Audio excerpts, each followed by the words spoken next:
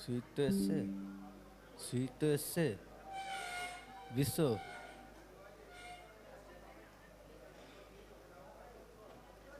বিশ্ব, বিশ্ব,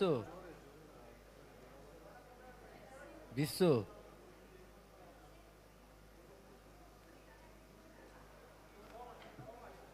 বিশ্ব,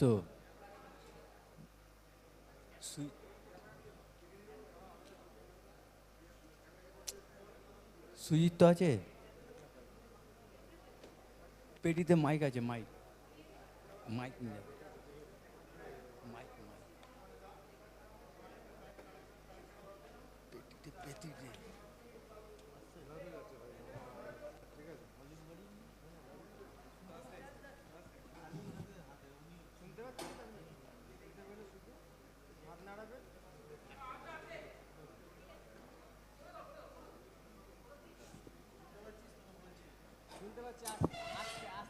A very good morning, ladies and gentlemen. Welcome to Tata Steel Trailblazers Conclave 3.0. Today is the day 2, and we will start day 2 with India's Paralympic revolution in another 5 minutes from now. Thank you.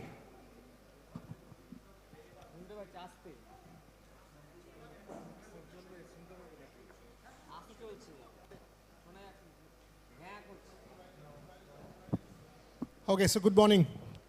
After an absolutely magical day 1, it's time for day 2. And we start with a very, very important panel. A very important panel. I was alluding to this yesterday. That the Paralympic revolution in India has well and truly started. And you can see that. You can see that in the number of medals that India won at the Paris Games. If you see the history of the Paralympic movement, and if I ask this audience, and by the way, this is an educated audience which follows its sport, before Karthik Aaryan made the film, Chandu Champion, how many of us knew about Murlikant Petkar? How many of us? Even now, if I ask this audience, how many of you, I can see some hands, how many of you know about Murlikant Petkar? Good to see that. Good to see that. And then, yes, thank you. 1972, 1984, multiple Paralympic medals, 2012 Shiva, G. Girisha winning that.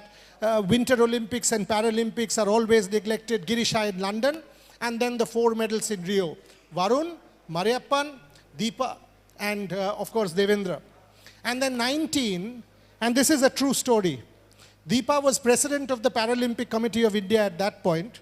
And I asked her, so what is the plan? And she said, we are preparing 15 gold chains. 15 gold chains to give to our medal winners in Tokyo. And as the Paralympics was coming to an end, and I said, now what? She said, we are having to make more gold chains because the number of medals went up from 15 to 19. That is how Indian Paralympic movement grew in terms of medals. And then in Paris, 84 athletes and 29 medals. Even the last medal of the Paralympic Games, ladies and gentlemen, last medal of the Paralympic Games, the last time the tricolor, any flag went up, was the Indian tricolor, thanks to Navdeep Singh. So it's an absolutely important panel, and to kind of set it up, multiple medalists, Yogesh Kathunia, Paralympic medalist in Tokyo, and of course Paralympic medalist in Paris. After he won his silver, I can see Yogesh, he and I were standing in the mix zone. And I was about to say, come on Yogesh, smile, let's celebrate, and he started crying. I said, ro kyun rahe ho? Abhi silver medal jeet kar aaye ho. He said, sir, gold miss ho gaya. And then we spent 10 minutes consoling each other that there will be time for gold. That's the story of India, ladies and gentlemen. We are not satisfied with bronze, we are not satisfied with silver. We want that gold. Satyanarayan Shimoga. If there is anybody who has held the Paralympic story together in India, it has to be Satya. All of our team, we were in Paris, and we have seen Satyanarayan Shimoga do it day in, day out with the Indian team in Paris. So absolutely delighted to have with us Satyanarayan Shimoga. Yesterday you had him on stage. Again, Paralympic gold medalist, famous for his Ma Kasam comment. He went viral, witty, sharp, incisive. Ladies and gentlemen, Navdeep Singh. Manasi couldn't make it because her mom's unwell. But moving on, one of my dearest friends, someone who has played a massive role in Indian sport, in revolutionizing Indian sport, had a corporate plum job which he refused to join Olympic Gold Quest at a time when Olympic Gold Quest was nothing. He was the first employee with no money. And that's the kind of commitment he showed and took the movement forward. Ladies and gentlemen, former hockey captain of India, Viren Raskina. And we all talk about Paralympics and none of us understand classification. How does an athlete belong to a particular category and why so? What is the story? How does one do that? It takes a lot of scientific knowledge, an enormous amount of hard work. And some days back he said, I've now joined RCB as their team, Rajasthan Royals as their team doctor. And I said, the Paralympic movement needs you more. Ladies and gentlemen, Dr. Amya Kagali. This is an absolutely outstanding panel, and to do it, my dear colleague, friend, sister, someone who has been with me on this Rev Sports journey from day one. She was at the Asian Games, she was at the Olympic Games and the Paralympic Games with me. Trisha Ghoshal and Ognijit Sen, who you saw yesterday. Again, content lead for Rev Sports Bangla, one of my dearest friends. Both of them know their art, both of them know their Paralympics, and they've earned their ticket to host this. Over to you, Trisha. Over to you, Ogni. Kickstart, day 2, ladies and gentlemen. Enjoy. Tata Steel Trailblazers, day 2.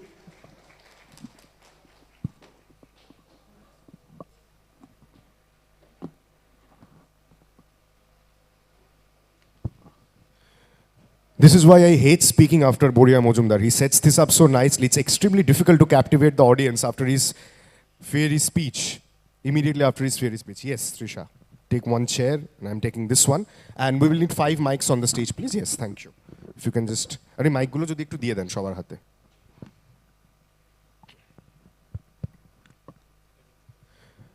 So an absolutely fantastic panel to kick off Tata Steel Trailblazers Conclave 3.0, day 2. When we talk about India's Paralympic revolution, Boryada set it up so nicely. 29 medals at the Paris Games 2024. Ladies and gentlemen, a huge round of applause for the athletes, for the coaches, for the administrators seated in this panel. There was one dialogue I remember from the film Guru, made by Maniratnam, Trisha. A lot of us have seen the film where Abhishek Bachchan comes in the climax and says, मेरा बापू कहता था सपने मत देखो सपने कभी पूरे नहीं होते and then he asks the audience कि अपना सपना पूरा हुआ 29 medals at the Paris Games, looking forward to 2028, and we have a stellar panel to kick off the day 2 of Tata Steel Trailblazers Conclave 3.0. Yogesh ji, if I may start with you. One thing that really strikes me about this person, a multiple medal winner at the Paralympics, as Boryada said, but multiple times, he's still not satisfied with himself, Trisha. He keeps on saying, "Arey, the color of the medal has to change. ठीक है, silver जीत लिया, पर gold जीतना है. The quest is for gold. I'm not satisfied. Yogesh ji, welcome to Tata Steel Trailblazers Conclave 3.0. Starting with you, we are all looking forward to 2028 LA, more medals, of course, and to keep up the trend of India's Paralympic revolution. Now it's not a trend, it's a reality, by the way.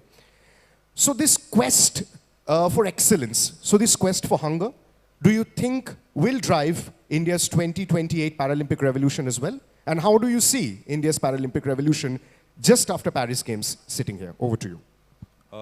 Paris के बाद तो काफ़ी सारी changes आ गए हैं para sports के अंदर, और अभी आप देख सकते हो इंडिया में खुद 2 इंटरनेशनल इवेंट होने जा रहे हैं. फर्स्ट टाइम होस्ट कर रहा है इंडिया वर्ल्ड चैम्पियनशिप इंडिया में, और अभी ग्रैंड प्री भी चालू है इंटरनेशनल. तो इससे काफ़ी सारे चेंजेस आने लग गए हैं और काफ़ी सारे पार्टिसिपेशंस भी बढ़ रहे हैं. अब जैसे नेशनल्स हुआ था, नेशनल्स में भी काफ़ी सारे न्यू एथलीट्स आने लग रहे हैं. तो एक उनको दिख रहा है कि हाँ बहुत ज़्यादा अच्छी अपॉर्चुनिटी स्टार्ट हो गई है, और थोड़ा सोसाइटी का भी चेंज हो रहा है हमारी तरफ. जो एक हम बैकवर्ड साइड रहते थे हमेशा से एज अ पैरा एथलीट या as a disable athlete also, तो उनकी तरफ पे एक नज़रिया चेंज होता जा रहा है. और काफ़ी सारे लोग हैं जो बहुत ज़्यादा देखने में इंटरेस्टेड है पैरा स्पोर्ट्स को, क्योंकि नई नई डिसेबिलिटी के साथ साथ भी वो लोग परफॉर्म कर रहे हैं और अपना इंडिया को रिप्रेजेंट कर रहे हैं. तो वही चीज़ का मौका भी 2028 में भी काफ़ी सारे न्यू एथलीट्स को भी मिलेगा। जैसे मैं इस बार पेरिस गया था, तो लास्ट टाइम का जो कंटिजेंट था इस बार और ज़्यादा बड़ा था और ज़्यादा मेडल्स थे। मैंने काफ़ियों को देखा भी नहीं था, लेकिन वो नए नए एथलीट्स भी थे और फर्स्ट टाइम पे फर्स्ट डेब्यू में भी अपना मेडल्स लेके जा रहे थे। तो वो चीज़ भी देखने लायक मेरे को मिली, तो बहुत ज़्यादा अच्छा लगा उस चीज़ को देख के। Trisha, over to you. मैं नवदीप से शुरू करूंगी। नवदीप, आपसे काफ़ी बार ऑब्वियसली बात हुई है, पर पहली बार बात तो पेरिस में हुई थी। तब जब आपने वो सोना जीता था, और वो सोना जीतना, ये जो पैरालंपिक एक रेवोल्यूशन शुरू हुआ है इंडिया में, क्योंकि लोग they have woken up to Paralympic, अब जागे हैं कि पैरालंपिक्स है, इम्पैक्ट इतना है। तो आपको क्या लगता है ये जो मेडल्स जीतना, आपका सोना जीतना, इसमें इस रेवोल्यूशन में कितना कंट्रीब्यूशन रहा है उसका? देखो, जब खिलाड़ी देश के लिए मेडल जीतते हैं तो एक न देशवासियों का जो सपोर्ट मिलता है और जो रिकॉग्नाइजेशन, जो पता लगता है कि हाँ भाई ऐसे ऐसे खिलाड़ी हैं जो माइक जरा उठा लीजिए ना, जो या तो व्हील चेयर पे हैं या फिर अच्छे से चल नहीं पाते, और वो सब तो जो स्पोर्ट्स नहीं कर रहे होते या फिर जो आम जीवन में अपना स्ट्रगल कर रहे होते हैं या फिर जो नॉर्मल पीपल हैं, उनको एक मोटिवेशन मिलता है कि जब मैं सही होने के बावजूद मतलब इतना परेशानी महसूस कर रहा हूँ और वो सही ना हो के भी इतना अच्छा कर रहे हैं, तो वो एक चीज़ चेंज लेके आती है जो आम जीवन में लोगों को एक एज ए मोटिवेशन और एज ए विल पावर अंदर उनको देती है। तो वो चीज़ सोच कर, वो चीज़ देख के काफ़ी अच्छा लगता है, और मेरे को लगता है कि ऐसा मोटिवेशन जब मतलब मिल जाता है क्राउड को और देश की जनता को, तो वो फिर देश के कामों में आगे आते हैं और डायरेक्ट इनडायरेक्ट हमारा देश आगे बढ़ रहा होता है, तो वो देख के काफ़ी अच्छा लगता है। Fantastic angle by Navdeep, actually. He's speaking about the nationalist angle that is so interesting, Trisha, when we see India's Paralympic revolution. And, you know, we are talking about a country, we are bidding for 2036, we are looking forward to 2028 LA. And it's very important that we take these words very seriously as we go on and keep up with the trend of India's Paralympic revolution, don't you think? Absolutely, I think, and these words actually tell you how much India has come forward as a nation, especially when it comes to Olympics and Paralympics. Correct. Taking a cue from what she said, Viren sir, if I may ask you this, my colleague just said that India has come a long way when it comes to Olympics and Paralympics, of course. One thing struck me about Chanakya sir when he was addressing the inauguration of the Tata Steel Trailblazers Conclave 3.0 yesterday. He said financial investment is one thing, but now it's not only about financial investment, it's about investing and realizing a dream, realizing a potential. So now when we talk about corporate investments, especially in Olympics, Paralympics, how do you see this trend going forward? And has this investment become more inclusive when it comes to the Paralympic revolution? Good morning, everyone. It's great to be over here, and thank you to Rev Sports for inviting me here. It's great to be sitting beside two Paralympic medalists. Of course, Gukesh, 2 consecutive medals, Navdeep, gold. And I have to say that his gold is so good because Navdeep had come 4th at Tokyo Paralympics, 4th at the Para-Asian Games, 4th at the Para-Athletics World Championship. And I've been there and I know how heartbreaking it is when you just miss out on a medal. So to then come back from all that heartbreak and win gold, it's simply incredible. So thank you, Navdeep. तो उस समय नवदीप ने माँ कसम खाई थी कि Paris में गोल्ड लाना है. Navdeep? Yes, sir, over to you. Yeah, no, see, first of all, I definitely think that in interest and investment in sport over the years, it's been about 17 years since I retired from playing. It's a long time, about 15, 16 years with OGQ.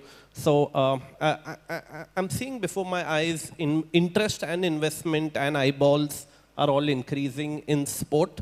Overall, I would say in general, we should definitely come to the phase like how we generally in the past when we talk about sport, you would talk about men's sport. I would say that actually women are equally important today at the Olympics, Paralympics, are equal number of medals in men and women. A huge round of applause for this statement. Exactly. Tomorrow we will celebrate International Women's Day. Exactly. He hit the nail on the head. Women are as much important as men. Yes, sir. And I would say similarly, Olympic and Paralympic, if we are supporting, we should support at the same level, treat them on par. The medal has to be at the highest level. What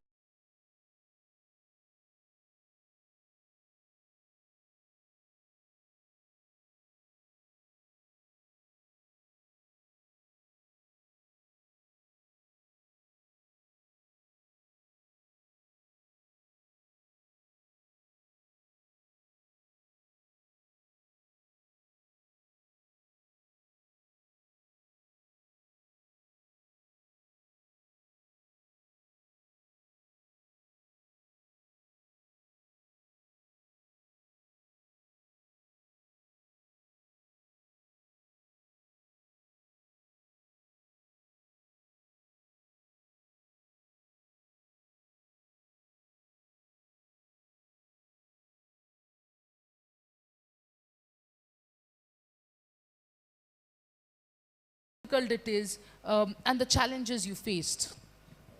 First of all, good morning, everyone. And it's an honor for me to sit beside two Paralympians and an Olympian.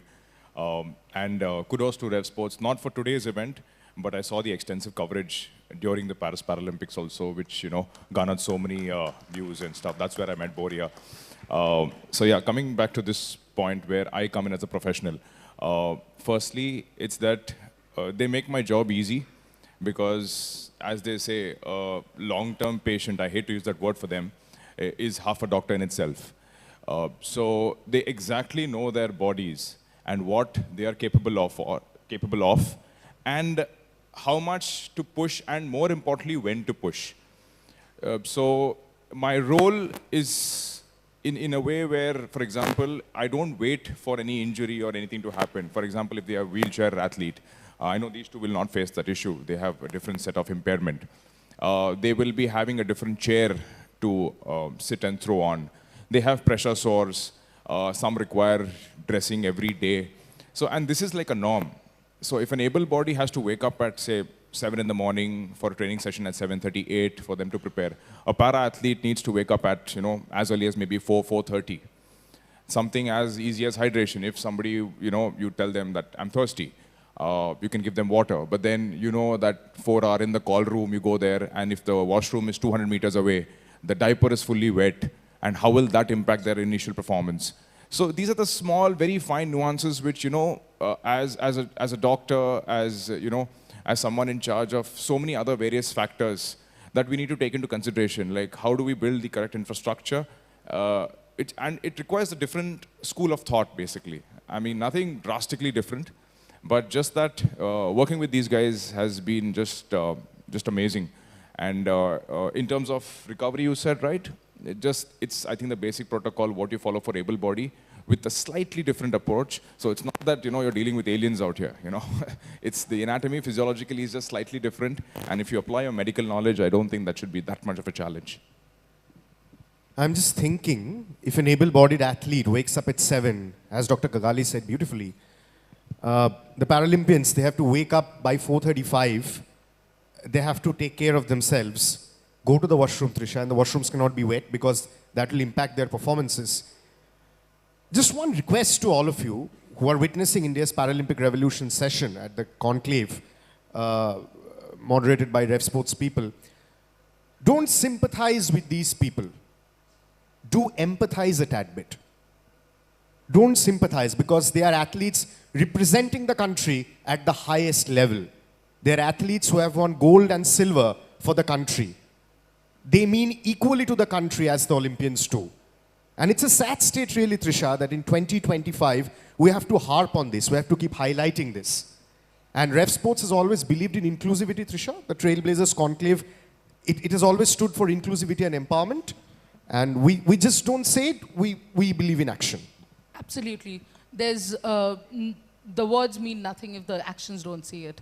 And we believe in actions. As you said, we were the only media covering Paralympics extensively, and not because of anything, but the fact that we loved covering it. I think we had a lot of fun. We were chatting with Yogesh. Obviously, we met Navdeep there, and we generally had a lot of fun there. Yogesh sir, if I may come to you with the second question that I had for you. That's one very interesting thing Viren sir said while he was speaking. He said that, you know, it's very important for us not only to support, but also if you're investing in an athlete, if you're supporting an athlete, the demarcation should be lesser and lesser. Olympian, Paralympian, Olympian, Paralympian. As we keep harping, you people represent our country at the highest level. And heartfelt gratitude from all of us here and from the Ref Sports family for doing that successfully over the years. So from Tokyo to Paris, Yogesh ji, has anything changed about the inclusivity? Has anything changed when it comes to facilities? Has anything changed when it comes to infrastructure? Or is it the same? Or when we say we're looking forward to more medals in LA 2028, all these things come into contention. Facility तो बहुत ज़्यादा बढ़ गई है, क्योंकि जैसे अगर आप देखोगे टोक्यो से पहले कोई भी एक खेलो इंडिया गेम्स नहीं होते थे पैरा के लिए, तो फर्स्ट टाइम होस्ट किया था खेलो India para games for para athletes 2023 में. तो उससे क्या हुआ, जो ग्रास रूट्स लेवल के एथलीट्स थे, पैरा एथलीट्स थे, वो आए जिन्होंने पार्टिसिपेट किया डिफरेंट में, शूटिंग में, एथलेटिक्स में, और एक दो इवेंट और थे मुझे ध्यान नहीं उस टाइम. और इस बार भी खेलो इंडिया स्टार्ट हो रहा है 21 मार्च से पैरा एथलीट्स के लिए, तो काफ़ी सारे कंपटीशन आने शुरू हो गए जिससे कि ग्रास रूट लेवल एथलीट्स को एक मौका मिले. और पैरा एथलीट्स के लिए काफ़ी सारी स्कीम्स चालू करी, चाहे वो टॉप्स हो और खेलो इंडिया पैरा स्कीम्स हो, उसके अंदर भी काफ़ी सारे ग्रास रूट लेवल एथलीट्स को सपोर्ट किया जा रहा है. और कॉर्पोरेट्स भी मैं देख रहा हूँ काफ़ी सारे धीरे धीरे करके शिफ्ट हो रहे हैं पैरा एथलीट्स की तरफ, लेकिन अभी भी वो एक इक्वालिटी नहीं आई है जिस लेवल की इक्वालिटी चाहिए. और क्योंकि देखो रिप्रेजेंट हम भी कर रहे हैं, रिप्रेजेंट सब करते हैं इंडिया को, और एक्चुअली क्या है ना, उनको अभी डिसेबिलिटी के बारे में पता नहीं चला है कि जिस एथलीट को एक डिसेबिलिटी है उसके अंदर क्या क्या लिमिटेशन है, वो उस लिमिटेशन को अक्रॉस करके और फिर वो परफॉर्म कर रहा है. तो जब वो चीज़ हर एक नॉर्मल लोगों के अंदर समझ आ जाए कि वो क्या चीज़ें हैं, और तब जाके उनको फील आएगी कि हाँ बहुत ज़्यादा मतलब सुपर. मैं तो जितने भी पैरा एथलीट्स हैं, चाहे वो मेडल जीते या ना जीते, उनकी एक ना कहानी है, उनसे ही आप मोटिवेट हो जाओगे. अगर आप उनको देखोगे और खेलते हुए भी देखोगे ना, आप अपनी दिनचर्या के जितने भी दुख है ना सब भूल जाओगे. ये तो बिल्कुल सही है. ये बिल्कुल सही बात है. Absolutely right, Trisha. Manasi Joshi, who could not be present at this year's conclave, this is exactly what Manasi ji said at the conclave a few years back. We are not mere footnotes. We are the real stories. And that story, ladies and gentlemen, is about India's Paralympic Revolution 2024. Yogesh ji ke liye taaliya. Over to you, Trisha. Navdeep, अब 2024 की बात तो हम कर रहे हैं, पर 2024 हो गया है. अब सामने आगे 2026 काफ़ी इम्पोर्टेंट ईयर है, एशियन गेम्स भी है. यहाँ से हम ये जो पैरालंपिक रेवोल्यूशन शुरू हुआ है, इसको आगे कैसे ले जा सकते हैं, और क्या जो ऑब्वियसली फैसिलिटीज़ जो योगेश ने अभी बोली कि काफ़ी एडेड है, बड़ा है, पर अभी भी कुछ तो कमी है, तो कौन से जगह पे कमी है, कहाँ पे काम हो सकता है, वो थोड़ा हमें बताएं.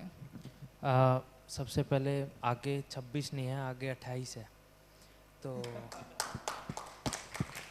That's it. That's the headline. आगे 26 नहीं, आगे 28 है. So Navdeep is waiting for another Paralympic. उसके बाद जो प्रिपरेशंस हैं वो वैसे तो अच्छी चल रही हैं.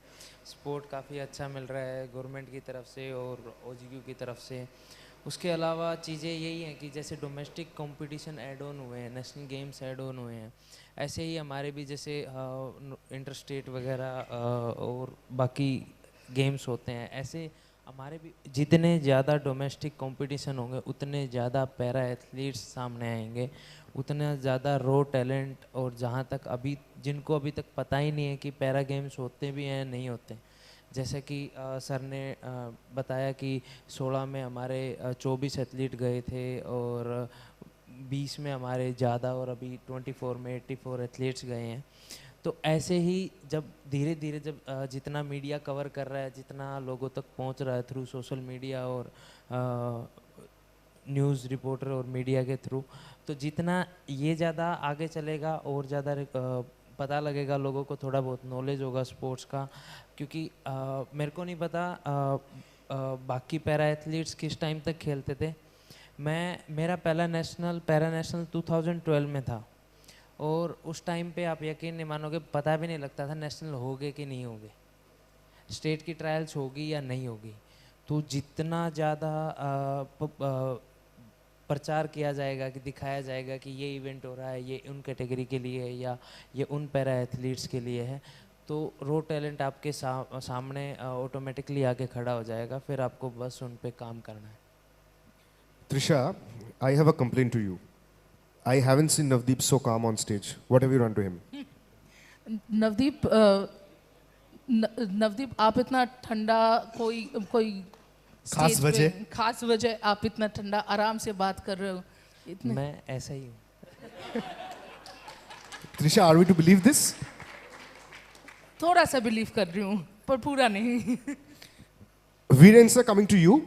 On this note, exactly what Navdeep just said. We don't believe in cribbing and complaints. But do you have any complaints when you look forward to 2026 Asian Games, when you look forward to the 2028 LA Games, that as a society maybe, we are still not inclusive enough. We still believe in a fair bit of demarcation between Paralympians and Olympians. Do you have any complaints, or do you think that things will change for the better? Things are already changing, as you said, and things will only get better from here on with India's Paralympic revolution? I think one of my learnings playing sport and now being in sport is that there's no point complaining. It's better if we do something about it. And I think the easiest thing in the world to do is to sit and complain. The toughest to actually do something about it. And I just feel that there are two things critical. I mean, no matter what we talk, finally we got to execute on the ground. The Olympic or Paralympic medal is not won on that day, as we know, it's won every single day. And two things that are very important is, I would say, federations, and secondly, the quality of people who work on the ground. And we have Adil sir sitting over here who runs the Athletics Federation, and for me, one of the best federations in all of sport. Of course, Neeraj Chopra has won now 2 consecutive medals. But that doesn't grow on trees. That's actually great grassroots level. If you see the grassroots program and the junior development program, that is a medal that is taken years in the making. And similarly, for all sports, I would say, right, we have to invest. Otherwise, we will not get medals. We can talk as much as we want about 28 and 32 and 36, and India should come top 10 in the world. But for example, the athletes are going to be taking part in 36 are today in the age group of 10 to 14 years old. Are we doing enough to identify the right talent? Are we doing enough to put them in the right ecosystem? Are we doing enough to find the right coaches, the right technical coaches to teach our youngsters the right technical skill sets at a young age level? For example, in my sport, hockey, you got to be teaching players the right skills on AstroTurf. If I look at junior hockey, if I look at domestic hockey today, the pace of the game, the intensity in training sessions, number of rolling substitutions in the match, it's not good enough for me. We have, and same with para sports. There's a little things for para sport. I think the quality of the equipment they use, the quality of the sports science support, classification. Many of them need to travel abroad to be classified because we don't have enough para events in the country. I was super happy, by the way, a couple of weeks ago to go to the Para Athletics National Championship in Chennai. There were about 1,500 para athletes over there. 1,500. Just to give you context, about 10 years back, there would have been about 400 para-athletes over there. So you can see numbers. It was an official classification event, so many athletes can be classified. Crucial stage when it comes to keeping a calm temperament under pressure and executing what you have trained for many, many years. I think the para-athletes did a far better job than the Olympic athletes in making that jump from, say, fourth to the medal, or converting that bronze medal to a gold medal, and so on. I'll take a cue from what Viren was talking about, because Dr. Amya Kagali, of course, was in charge of the classification, and you have read up a lot on classification. So one is, now that the grassroots and domestic competitions are coming up, how important is it to have people who are aware of these classifications at the grassroots level, and how can that impact the whole Paralympics revolution that we have been talking about? Actually, just for the audience, I hope you all know what classification is and what these guys are talking about. So every para-athlete has an alphabet and a number. So then we have to equate them. So basically, in an event, we are not there to see their impairment.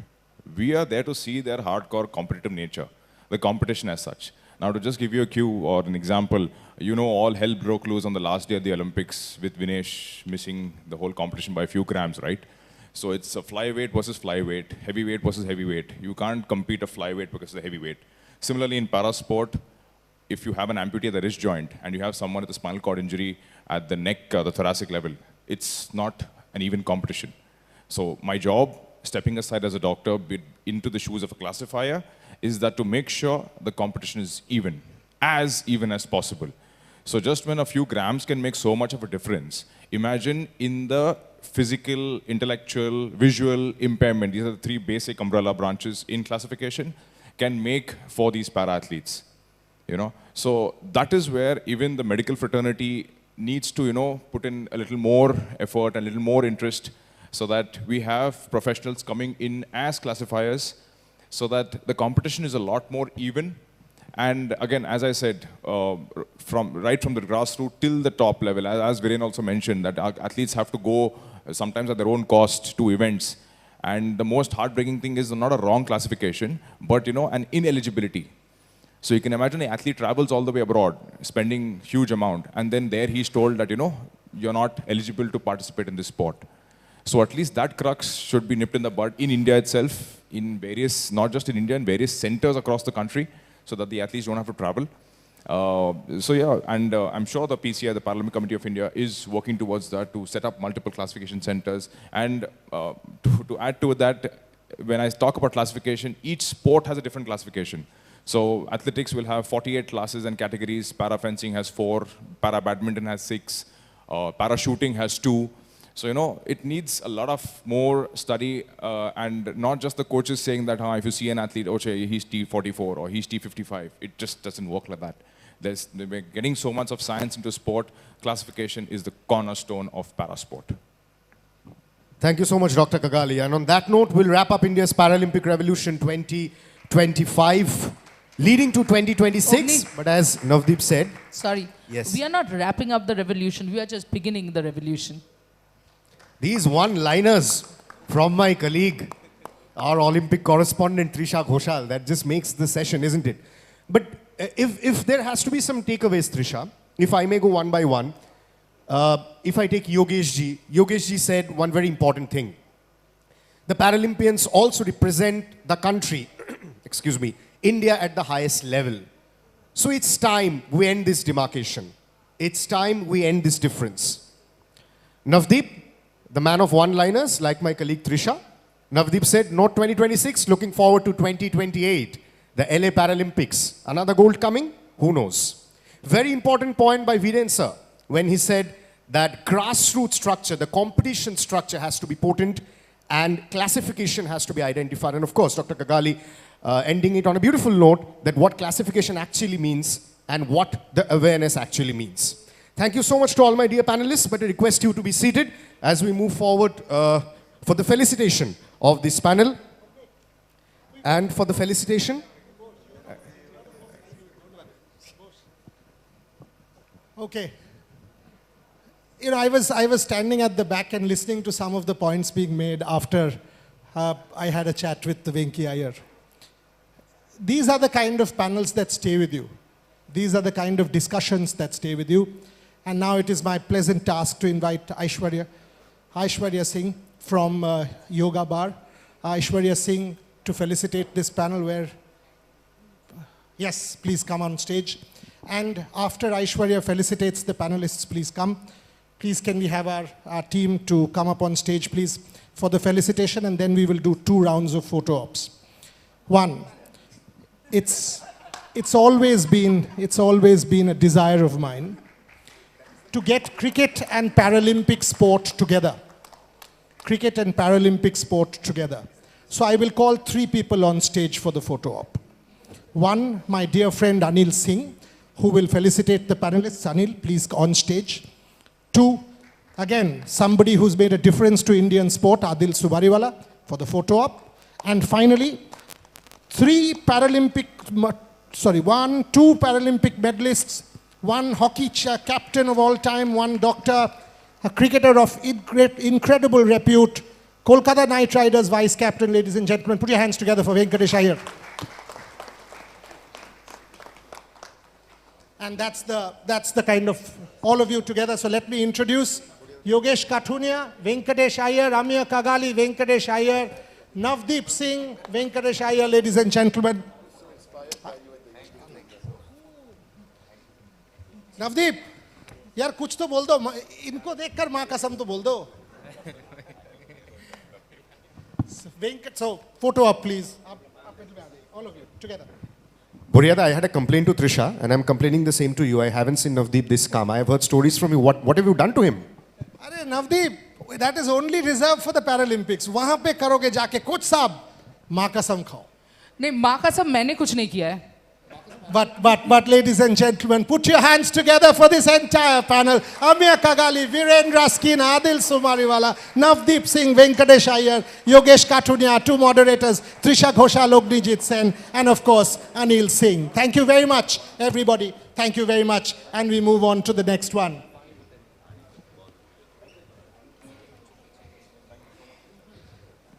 Ten days, ladies and gentlemen, 12 days. And this whole country will be taken over by 3 letters. The Indian Premier League, in short, IPL. 35, 37, 41, 43 degrees centigrade temperatures in Kolkata. And we will still see 70,000 people. I need 3 chairs on stage, please. 70,000 people at the Eden Gardens. 70,000. Day in, day out. Supporting one team, the Kolkata Knight Riders. And when that paddle kept going up and up and up, 23.75 crores is when it finally stopped for this man. Put your hands together for the vice captain of the Kolkata Knight Riders and someone who has done us proud, to be part of this panel, to be hosted by my colleagues Shubhayan Chakraborty and Shomik Chakraborty in conversation with the Kolkata Knight Riders Vice Captain Venkatesh Iyer. Shubhayan, Shomik, over to you, please.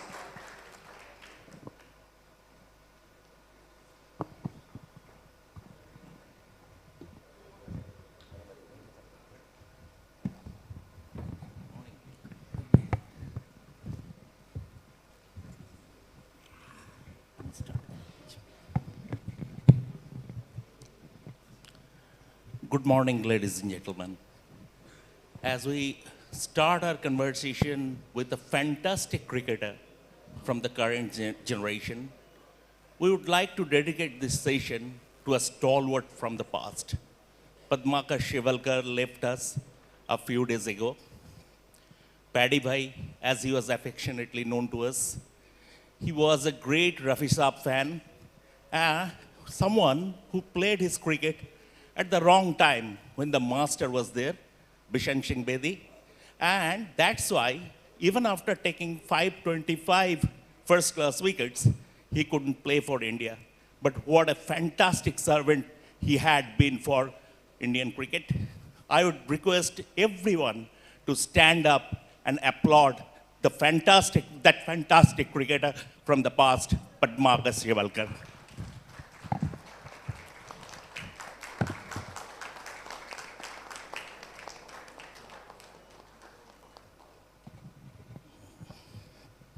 So let's begin then. First of all, thank you so much everyone for joining and coming in great numbers to support our Tata Steel Trailblazers conclave. Venkatesh Iyer is with us, someone who has played a lot of cricket. I would call him a domestic veteran, someone who has played for India as well, more than 200 matches, so you are an experienced player right now, Venki. But let's start with the serious question first. India playing in Champions Trophy final on 9th against New Zealand. You were there in 2021 T20 World Cup when they were there. How are you looking at the Indian team this time around ahead of the final? Good morning, everyone. It's a pleasure to be here. Thank you for having me. To answer your question, I think India are hot favorites heading into this final. Not just because of the reputation we carry, but the brand of cricket that we're playing. And it goes to show that it will take a special effort from the opposition to beat us. But with due respect to New Zealand, I feel like this is India's Champions Trophy and we'll definitely win it. That's a statement to start this session with. Venki, of course, you were there for the Indian team and then you were dropped from the Indian team. You went to domestic cricket and you have continued to impress in the IPL for the Kolkata Knight Riders. We'll come to your journey as well, how you left that offer from Deloitte and focused on cricket and then took your step forward. But when you are dropped from the Indian team, what changes? What changes in your lifestyle? What changes in your cricketing lifestyle and how you deal with all the failures and the challenges that comes along with it? Yeah, it is quite heartbreaking when you're in the Indian team and then you see the articles where the team is published and your name is not there. But that's the beauty of cricket, right? You'll be selected some days, you won't be selected some days. But not being in the Indian team does not mean that I'll not play for my state.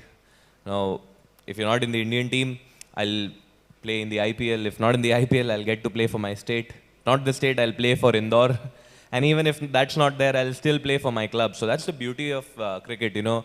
You get to represent a team throughout your career. And that's what makes this game so much special and especially in India. You know, when you are representing a certain set of people, say in this case I'm representing KKR, it feels like all of you are playing with me. I'm playing on behalf of all of you, all the Kolkata people. So I think that thought, when it comes to me, being dropped from a team is nothing in front of that thought. But yeah, it was tough. It kind of made me feel like, am I worthless? Do I don't deserve anything in life. But again, once you come back to playing competitive cricket, your entire focus is there. So this just keeps on happening, and it's not the end of the road. And to understand it in a broader way, what I used to do was try to test myself in every situation. You know, that's what you can do, right? You can either sit in a corner and weep, or you can get up and move forward. That's what I chose to do. Brilliant. I think that is something a sports person or an athlete has to go through, regardless of how big or how good you are.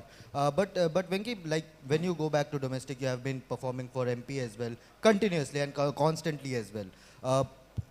What is the difference, like when you play for India and before you have played for India, what is the difference in you going back to Ranji Trophy where no one is watching, only 4 or 5 people are there in the stadium, and you suddenly go from a jam-packed crowd to only 4 people in the stadium? What is the difference? Is that heartbreaking, or is that like, oh no, you know, I've just got to perform because someone will spot me, will spot my performance? I think when you go back from the Indian team or the IPL setup to your state team, the expectation on you rises. You're coming from a bigger level of cricket, and to come and play here, people want you to do well. Teams depend on you to win.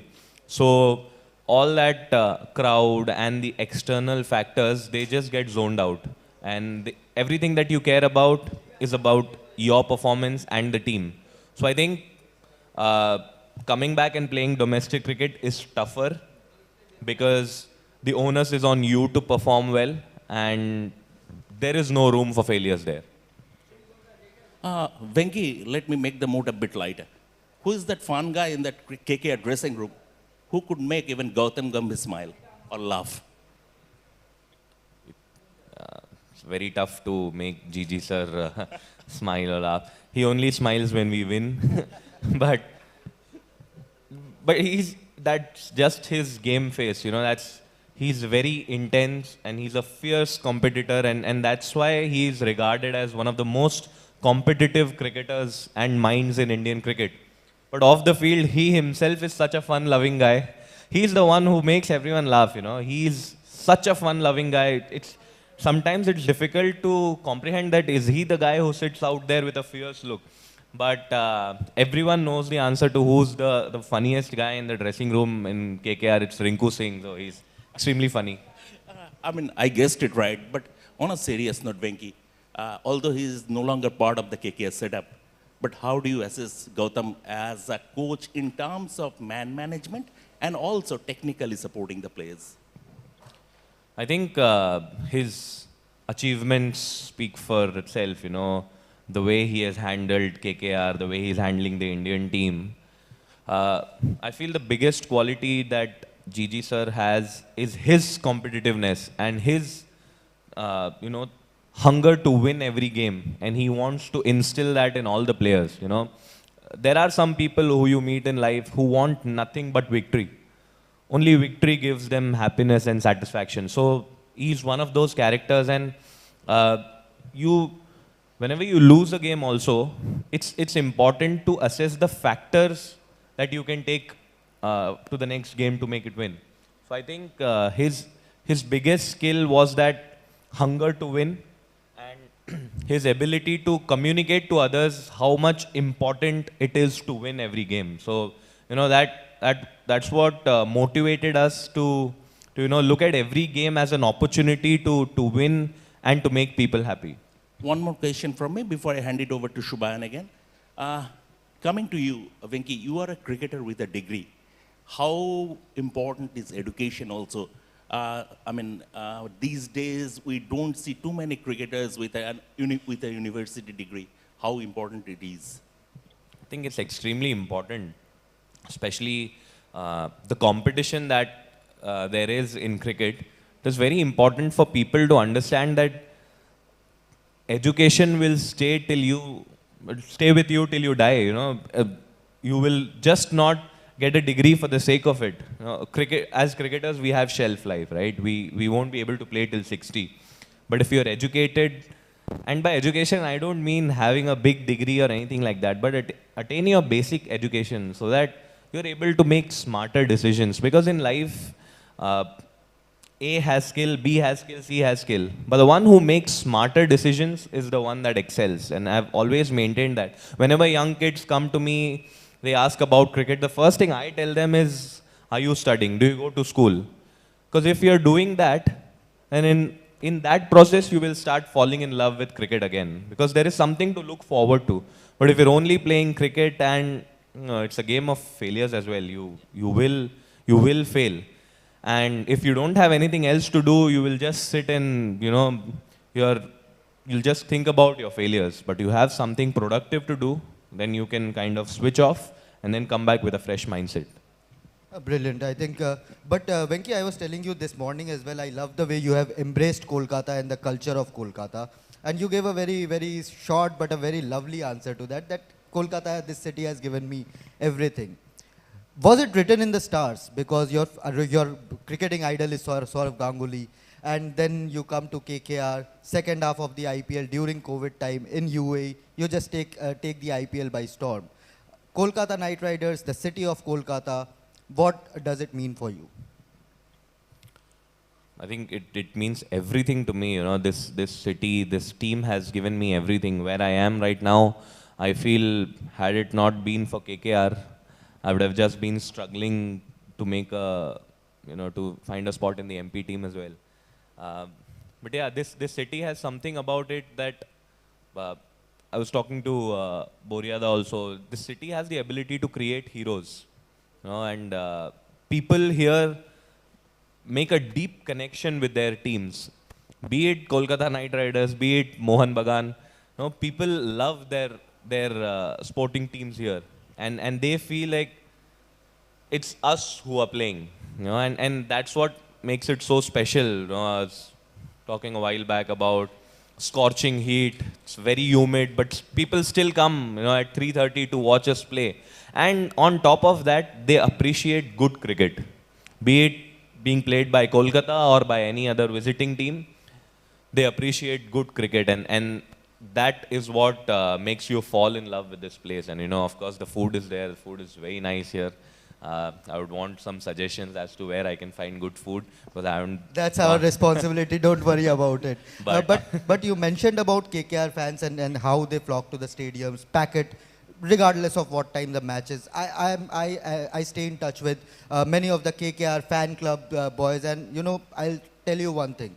They are the passionate. We can talk about CSK fans, RCB fans, but KKR fan base is one of the most passionate fan bases. India playing any test match, they will suddenly ping me, Dada, KKR mein ye ho raha hai kya? Please batao. And they are hardcore fans, trust me.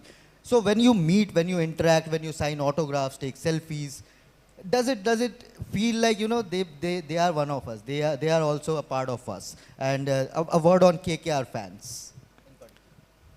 it feels like family, to be honest. And you mentioned CSK fans, RCB fans, MI fans. They are team fans, but for Kolkata, I feel they are passionate cricket fans.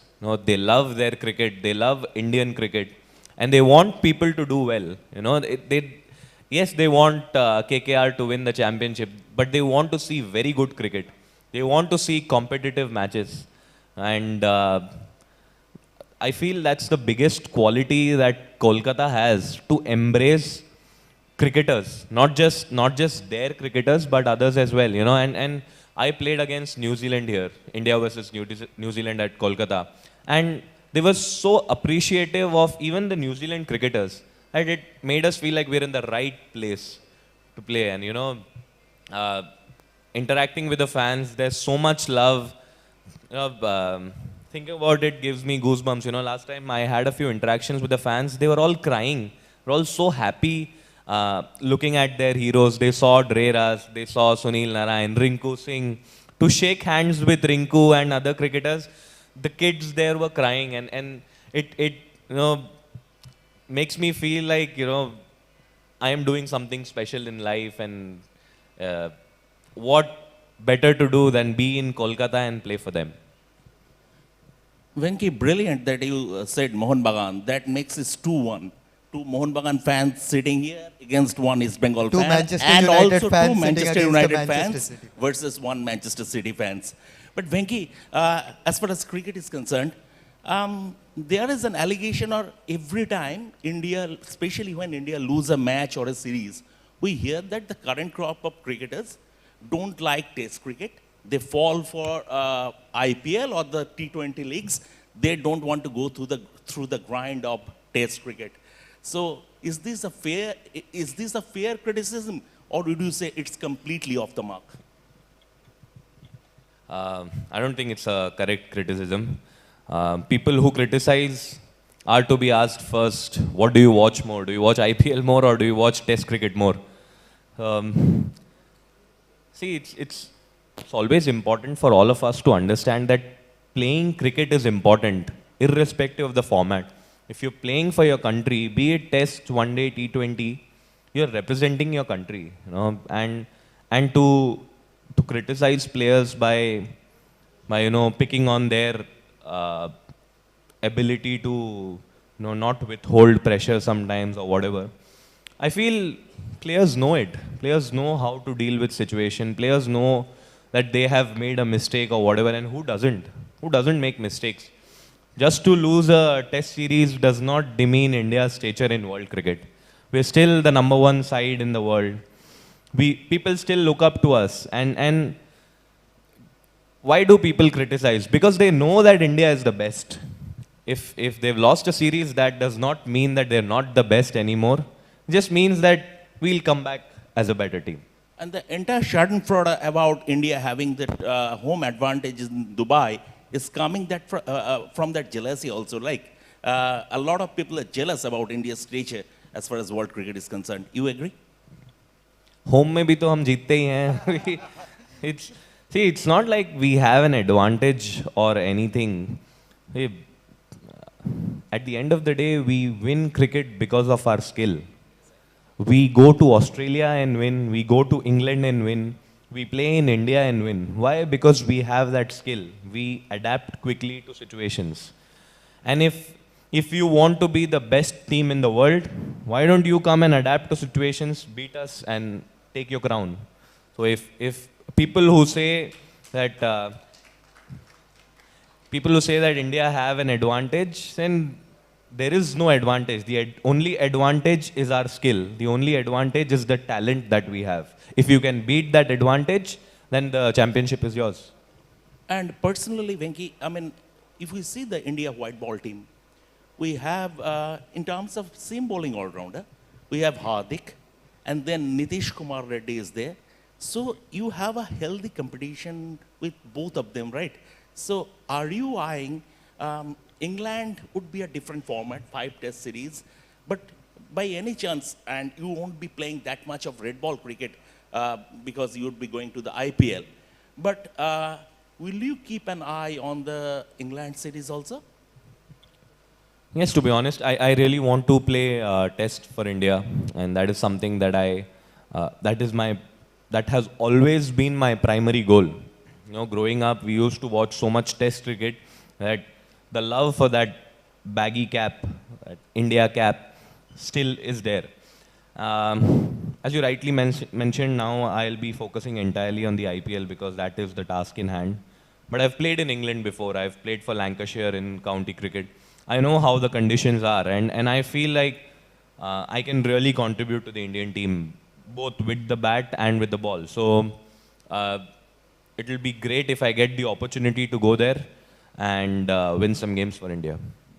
Venki, also coming to your style of play, of course you came in as a opener for Kolkata Knight Riders. Then we saw you shifting into the middle order when you made your India debut also. You were kind of a finisher for Indian team. Which role does Venkatesh Iyer prefer? I think this very role is what I like, to be the floater, you know. This is also a specialized role. Not everyone can do it. Even last season for KKR, I batted at almost all the positions, you know, be it 1 down, 2 down. I remember a game where I came in at number 8. So I like to be this guy who, you know, floats around in the batting order. Kind of opens up a new dimension for me in my game, you know. If I'm playing 1 down, I might get to bat in the power play. If I'm playing at number 4, I might play in the middle overs. If I'm at 6, I need to face the death overs. So I think it increases your adaptability. It opens up a lot of avenues for you. You know, you get the opportunity to contribute in multiple facets of the game. So this is actually the role that I really enjoy, to be the floater. You know, irrespective of where I get to bat in a particular match, I again need to be ready to be the floater in the next game. So that's mentally as well as physically. It kind of keeps me guessing and keeps me excited for what's coming. Venki, of course, you are a batting all-rounder. You bowl also medium pace. But I have spoken to many players who are spin bowling all-rounders, pace bowling all-rounders, and they have said one thing कि भैया IPL में जब से impact player rule आया bowling नहीं मिलता है. Do you feel the same? You are there, Ramandeep are there, who are regular bowlers for their state teams, but don't get to bowl a lot in the IPL. Do you think that's a disadvantage for all-rounders in the IPL, although it has helped KKR win a lot of matches in the last IPL, this impact player rule? I'll be the last person to speak against the impact player rule because when I was injured in 2023, that rule gave me the opportunity to play in the IPL. But see, a lot of people think of it as it is limiting the all-rounder's ability to bowl. But I feel impact player rule will never stop a genuine all-rounder from doing his set. It never stopped Sunil Narayan from bowling 4 overs, never stopped Andre Russell or Hardik Pandya from bowling 4 overs. So what it does, it is actually, it gives you the opportunity to be the best in both areas of your game. You can't be, thinking of, can I bowl one, if I'm able to squeeze in an over. You have to be perfect. You have to have the skill set to bowl your full quota, and if you are able to do that, then doesn't matter, And I feel also for captains, it gives a room for being extra, for being tactically smart in terms of how you want to use one extra player. And it's not just a one-team advantage. All the teams have it. And it's not a one-skill advantage as well. You just don't get to add an extra batter. You can add a bowler as well. So I think it gives room for a lot of strategies, a lot of tactics. And it makes T20 game more interesting, I feel. Venki, we are sitting in Kolkata and we have to talk about Saurav Ganguly, your cricketing idol, and of course the owner of KKR, Shah Rukh Khan as well. But before that, I'll squeeze in one question there. 23.75 crore, and I know you are very particular about that 0.75. But what was it all about? How was your reaction? What were you doing there? And after you saw, 23.75 crore, we saw the reaction video that KKR posted. You are elated to be part of KKR again. What was more, was it disappointing not to see your name in the retention list, or do you think that came as a blessing in disguise?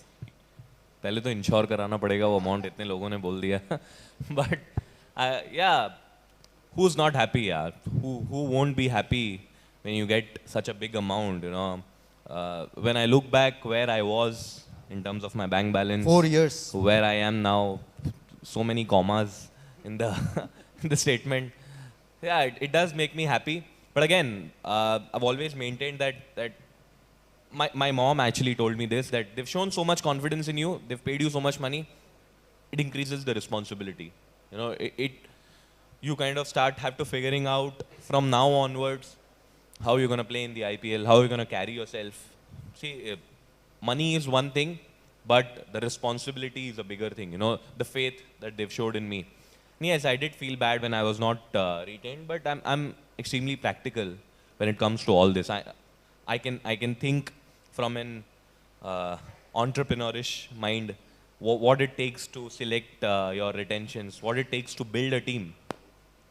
And see, at the end of the day, what matters is what the communication is, how people talk to you, and is the message being sent loud and clear. And I feel to go this far for me is a message, is a clear message that they've shown a lot of trust in me.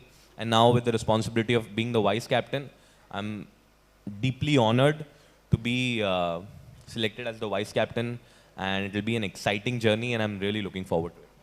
Venki, now we have to talk about Shah Rukh Khan, the owner of KKR. How is it? How is it to be in the room with Shah Rukh Khan? The kind of involvement we saw from him in the last season, being there in the practice field. I remember him walking to Josh Butler after he scored a century here, defeated KKR. But Shah Rukh Khan as an owner, as a person, and his involvement in the KKR team. He's a wonderful owner to have. And as I told you, he does not give you that owner vibe. He gives you that elder brother vibe. And the biggest quality about Shah Rukh sir is that he makes you so comfortable around him. Because most of the people, not most, everyone is in awe of who Shah Rukh Khan is. That larger than life persona. When you're standing in front of him, in a normal case, you would just lose it, you would just burst out into tears, but he makes you so comfortable, and he creates that premise in such a way that you feel like, okay, this is our elder brother who's talking to us, and he's so protective as an owner. I remember whenever Shah Rukh Bhai speaks with us, first question is not how are you, the first question he asks is how are parents at home, how is your family at home. That shows how protective he is, being an owner of a franchise. And one more quality that I really admire is his ability to, manage time talking to all the players. Because, see, be it a guy who's just walked into the KKR setup, or be it Andre Russell or Sunil Narayan, who have been there for 12 years now, he makes everyone feel like they belong in this team. I think there is no reason for a man like Shah Rukh Khan to do all these things, but he still takes out the time to talk to all of us. I remember him having a 40-minute conversation with me after a game. You know, what is the need for Shah Rukh Khan to do that? But and we spoke things about life. You know, we spoke such beautiful things. Of that conversation will always stay with me. Of course, I'll not tell you what we spoke, but but it will always stay with me. So these are the moments that you live for as an Indian citizen, right? You get to talk to Shah Rukh Khan, and such is the game, such is the tournament, that it gives you the opportunity to meet people, meet such strong minds, that when I will look back, when I will retire, I'll look back, I'll be really proud of what I've done. And your idol, Saurav Ganguly, like from that generation, most of the people will say, you know, Sachin Tendulkar, Rahul Dravid. Some will say Virender Sehwag. But how come Saurav Ganguly, a boy from Indore, admiring Saurav Ganguly, growing up and saying, no, I want to be like him? जितने आपने नाम बोले उन सब के captain थे वो. So that in itself, that speaks like why I should be a fan of Dada. I've always admired his energy. I've always admired how he carried the entire team. You know, at that point of time, it was not about just skill. That point of time, it was about management. And it was very important in that era, that the era that Dada captained was very important for Indian cricket. And that era actually acts as a catalyst to where we are right now in terms of Indian cricket. I think growing up, Dada has always been you know, one of the cornerstones, I would say, of my career and my life. I've always wanted to be like him, and I've had the opportunity to interact with him as well. Back in 2021, I was going to the stage to collect an award, and then I saw him walking there. Harsha Bogle sir was calling out my name, Venkatesh next award. I just ran off. I did not go to collect the award. I went to meet him. Of course, he was the BCCI president back then, so there were a few bodyguards around there. But then he was very sweet to call me and say congratulations. After that, I've met him quite a few times, and again, so humble, always has the time to talk to cricketers, always has the time to discuss about the game. You know, my first interaction with Dada was here only at Eden Gardens, when I was here with the MP team, and he was the president of CAB. For a man like Saurav Ganguly to walk into our dressing room and to ask our players if the facilities are all right, if everything is okay, is there any change that we need to do? I just literally melted there. I was like, okay, this is Dada, and it was so much charming he was. I was very, I actually stuttered while asking him for a picture. Someone else asked, and then I stood. So, yeah, those memories will always stay with me. Rajat, one final one from me before I pass it to Shamik. You have in your previous interviews you have said you admire Rajat Patidar a lot, and we were talking about him this morning as well backstage. But from the current crop of players, the international setup, Saurav Ganguly you talked about, but he's the former captain, someone who has retired now, focusing on his life as a coach, as an administrator. But from the current crop of players, whom do you think, you look at and say, नहीं यार, इस बंदे में कुछ special बात तो है? As you said, I really admire Rajat Patidar. I really like that boy. He's been very hard work. I've seen him grow through the ranks, and anyone in this world who would see Rajat Patidar batting cannot deny the fact that he's a great batsman. He's a beautiful batsman. I really like him. But I think from the current crop of players, there's this boy I've admired for a long time now, Ankarish Raghuvanshi. He's KKR's star boy, and I really, really hope that he gets his due. He's one of the brightest stars right now, and I feel that he's going to be the next big thing in Indian cricket. It feels like it's a group of Manchester United fans all assembling together. Always. They will be there always. Venki, do you agree that KKR last year, through its march to the final and their eventual triumph, changed T20 cricket not only in the IPL, but overall? I mean, there is no longer a fixed power play. All 20 overs are power plays. And when you bowl, you are looking to take wickets rather than containing runs. And this template has been successfully picked up by the Indian team. who are on a golden run as far as T20 cricket is concerned, and other teams also like South Africa and others are following that template. So do you think it was something that changed the way KKR played last year? That something changed T20 cricket? Yeah, last year was a little bit different, you know. Not just KKR, I feel, see, I'll not lie, but the way Sunrisers played, it actually showed everyone that there is no limit to the number of runs that can be scored in T20, you know. They were extremely dangerous last season, and I will definitely not take credit away from them for changing the mindset in a T20 game. But what KKR did is it showed that, yes, we can score a lot of runs, but we can keep on picking wickets in every facet of the game, every phase of the game. And that showed in the results, right? We won convincingly. No one would deny that we were the deserving champions last season. You know, we were the team to beat, and it showed in the way we played the qualifiers and finals as well.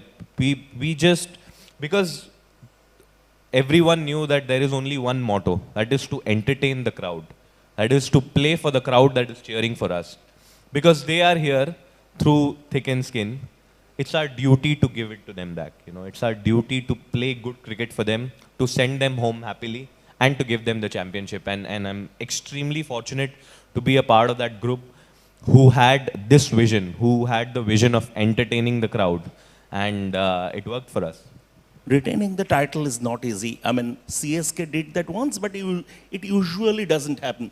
How confident are you about retaining the title this time? Because I think this time there are certain changes because of the mega auction. There are certain changes in the group. No Gautam Gambhir, no Shreyas Iyer. No Gautam Gambhir, no Shreyas Iyer.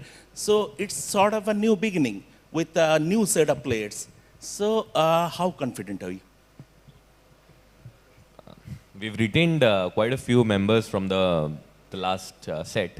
But again, we don't want to pressurize ourselves by thinking that we are defending the title. Why don't we think of it as a new IPL and we just have to go out there and win the IPL? That's how we are thinking of it. That's how I'm sure the entire team is thinking of it. Because there is already so much pressure on us. Why to add one more pressure by thinking about being defending champions or you know, every team is going to come at us? That's not how we are thinking. All I'm thinking about is this is beginning of the new season. Why not think of it as the first IPL?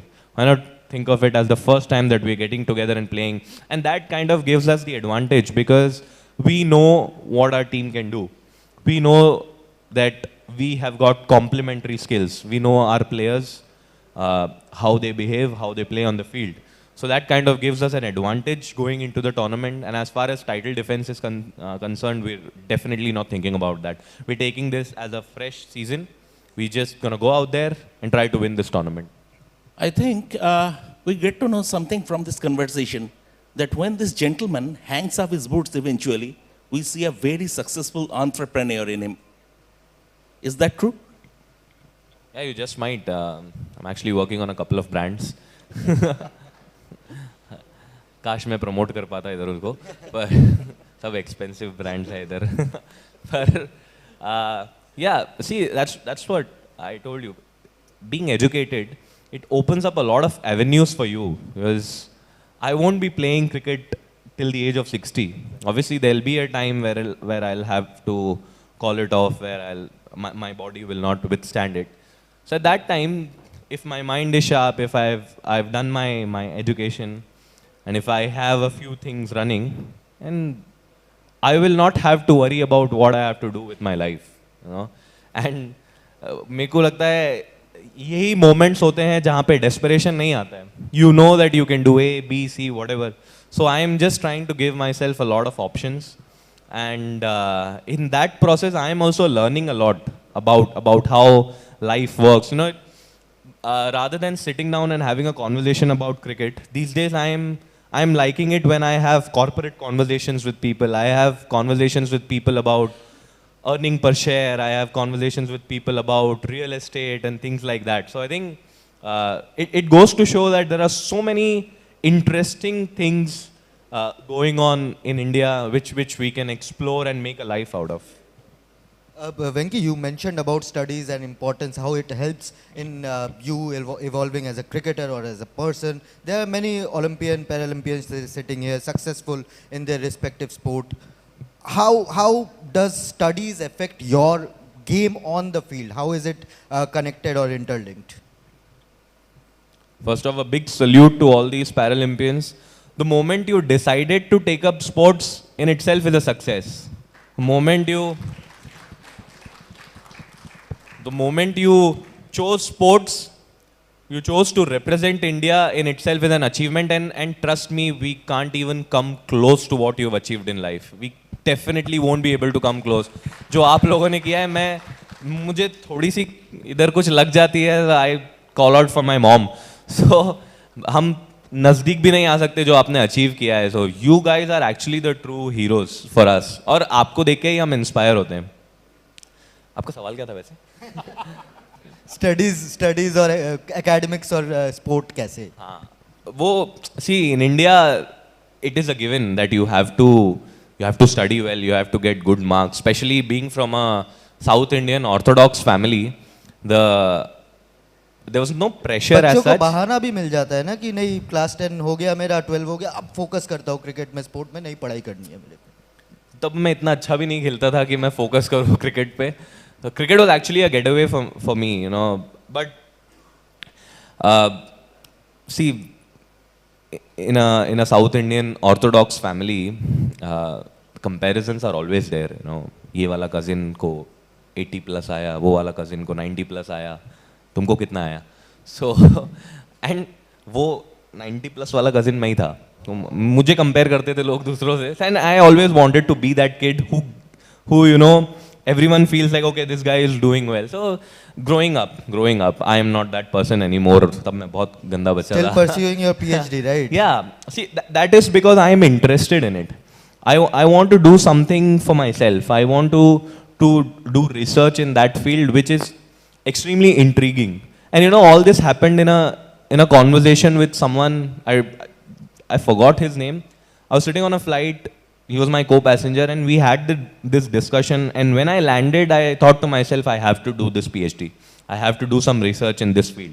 So you never know, like, who can give you an idea to do something special in life.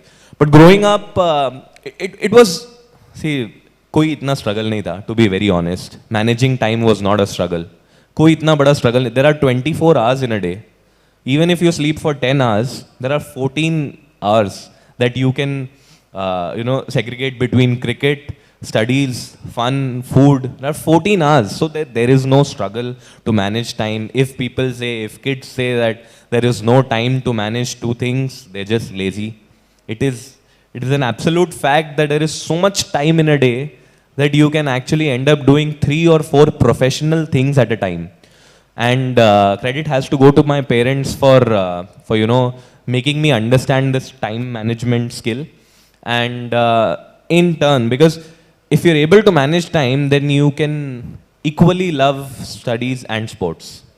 Coming from sports to cricket, now leadership role in such a big franchisee, how different will it be for you? Designated vice captain, and again an interlinked question to that. Without the tag of captain, how does a player become a leader in that dressing room with so many big players there? I feel a leader does not need a tag of a captain. I'm not the captain of Madhya Pradesh, not even the vice captain, but I'm a leader there. I'm a leader in whichever team I play. I don't shy away from going to the captain and telling him what I feel. And I feel an important aspect of leadership is giving away. You know, it is important to understand that you're not the captain, but you can still create an atmosphere where everyone can come at one platform and think about making the team win. That is what leadership is about, you know. And as leaders, it's extremely important for you to understand that leadership is not always about doing it yourself. Leadership is about getting things done from people. Because the end motive is simple, to win for your team. If you are in a corporate, to get things done, you being a team leader, you need to get things done because you need to achieve profit. It's as simple as that. Because there'll be people who will be younger to you, who will still be captains. You know, I played in MP under a captain who's younger to me. That does not mean that I will take it to my ego or anything like that. The motive is still to win. So I think that is what leadership is about. It's such a broad spectrum. You know, leadership के umbrella में ही सब ये captaincy और ये kindness और being honest और ये platform बनाना ये सब आ जाता है. So I think to understand leadership is extremely important for any person, because the moment you start being a leader is the moment you start taking onus on yourself, being accountable, making everyone feel comfortable around you so that they start playing for your cause or your team's cause. Exactly. So I think, and that's what Saurav Ganguly sir used to do, you know. As I told you, leadership is not just about you doing it. It's about getting things done from your entire team and telling your entire team that your presence is important. You are the one who's going to win it. So if that is happening, then you as a leader have succeeded. One final question before we sign off. Can a leader be made, or it's that either you have it or you don't? Have it का तो पता नहीं मेरे को, but I don't know if I had it, but there were a lot of experiences in life that actually made me understand the importance of leadership. So I do feel that leaders can be made because growing up, we always idolize people, right? In India, it is it just happens, right? You see people, you get influenced by them, you get influenced by their ideas. But the moment you start taking those ideas and creating ideas on your own, and you start to preach those ideas to people, again, they have to be right ideas, but they have ideas that you start telling people and it starts to work out, that is the moment that you feel that you can be a leader. And see, it actually begins at home. The moment you start taking accountability for your actions at home, the moment, again, we live in Indian families, our dads are the bosses, ghar pe. But growing up, when you start taking that responsibility, growing up when you start to involve yourself in important conversation, that is where I feel your leadership traits start coming out. And I feel every cricketer, irrespective of his age, irrespective of his position in the team, irrespective of his monetary value, should try to become a leader, because that is the best team. Kolkata won last year because there were a lot of leaders in the team. All these leaders combined together for a common cause, that is to make Kolkata win. And that is the biggest reason that we comprehensively won last season. So I am a big fan of leadership as a subject, and a lot of study has to be done on it. You know, I really feel it's something that cricketers should be taught. Cricketers should understand the importance of leadership. And this session won't be complete if I don't ask Venkatesh Iyer about WWE. I mean, all of you must have, those who are on social media, must have seen John Cena's photo pop up suddenly. Venkatesh, last question. What was your reaction when you see John Cena turn heel? I see blank faces here. People don't understand what's going on. They will start Googling. Actually, John Cena is a wrestler. As a storyline, there are two aspects, face and heel. So face is the good guy, heel is the bad guy. John Cena for years has been a good guy, but he suddenly turned into a bad guy. All this is scripted. Don't worry, ये सब scripted रहता है. मैंने सब live देखा. But again, watching WWE, you know, awakens the child in me. It kind of makes me excited. How much ever tired I am, I still wake up at 5 in the morning to watch wrestling live, knowing that it is scripted, knowing what's going to happen. But I think it gives me the opportunity to relive my childhood, be excited once again, be cheated once again, knowing that it's still scripted, but oh, this happened. So I think I never let any opportunity go to involve myself with wrestling. Lovely. That was Venkatesh Iyer, India all-rounder for KKR, vice captain, and of course someone who has inspired this city and have given numerous moments of joy for the city of Kolkata and Kolkata Knight Riders fans, and of course India fans. Thank you so much, Venkatesh, and over to you. Outstanding session with 4 headlines. Gautam Gambhir, how does Gautam Gambhir's smile has already gone viral? India winning Champions Trophy, it's their Champions Trophy. His comments on the one that he did not say, He said it to me in an interview just about some time back. His wife is a CSK fan. He gives them tickets, gives her tickets and the family tickets, and they turn up in yellow jerseys. What does Venkatesh Iyer do? So great, absolutely, and that's what makes the IPL what it is, because I told him, don't worry, because at the end of the day, India wins. Ladies and gentlemen, coming up on stage to felicitate Venkatesh Iyer, two special guests, two dear friends of mine, Kaushik Ghosh, who heads Globe, and Mukul Chaudhary, head of sport for Tata Steel. And we are presenting him a special limited edition watch that we curated for the conclave, and a very special coin. Please, can we have it on stage? Kaushik Ghosh and Mukul Chaudhary, please.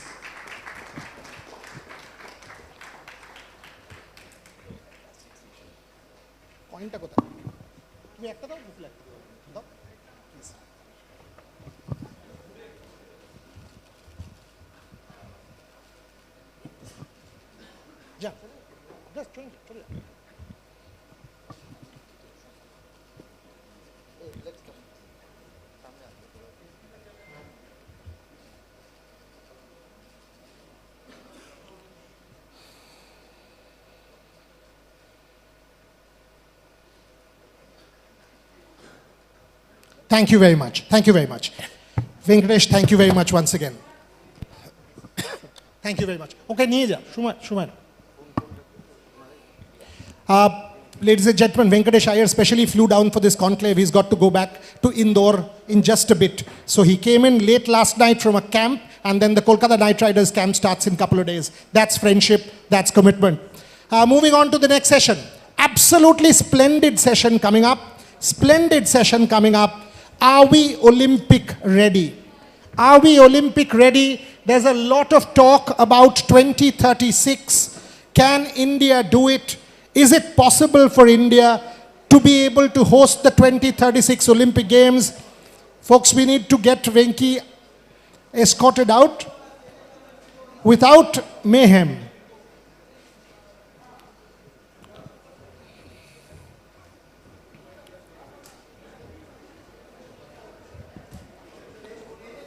Boss, without him getting injured, he has to play for KKR.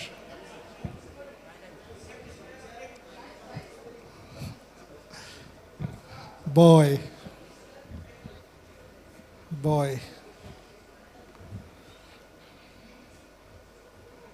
Thanks. Okay, moving on to the next session. Are we Olympic ready? Some extraordinary people who have given this country incredible amount of joy. Mahesh Bhupati, multiple times Grand Slam champion, entrepreneur, someone who has made a difference to Indian sport, has specially come down to join this particular panel. Saurav Ghoshal, one of India's greatest squash players, if not the greatest, CWG medalist, Asian Games medalist, and just made a spectacular comeback, winning the Sydney tournament a couple of weeks back. Pulela Gopichand, he will be awarded his special watch now as part of this panel as well, with our Lifetime Achievement Award. Pulela Gopichand, head coach of the Indian national badminton team and one of our dearest friends. Adil Sumariwala, Vice President of World Athletics and one of India's most distinguished administrators. And to host this particular panel, two of my colleagues, Prantik Mazumdar, co-founder of Rev Sports, and Gargi Raut, anchor and producer of Rev Sports. Over to you both. Are we Olympic ready with Mahesh Bhupati, Saurav Ghoshal, Pulela Gopichand and Adil Sumariwala? Round of applause, please, ladies and gentlemen, as all our guests come on stage. Prantik and Gargi, over to you.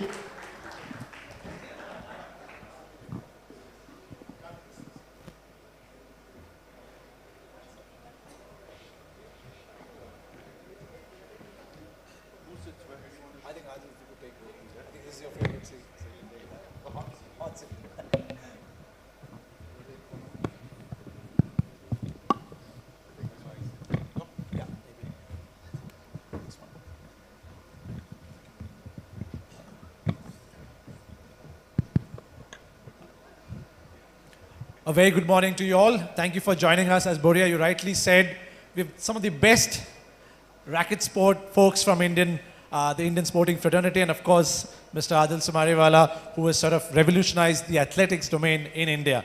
And we're debating a very interesting topic, are we Olympic ready? It has various dimensions. And firstly, I want to thank all of you for joining us. Thank you so much. Firstly, for doing so much as athletes, and then thereafter sort of championing the Indian sporting ecosystem after your playing career. Adil, I'm going to start with you. India has, in the last decade, been hosting various tournaments, World Cups. We host the Coldplays, now the Mahakumbh. But the Olympic is a very different beast. If you look at history, in the last decade, London spent 15 billion.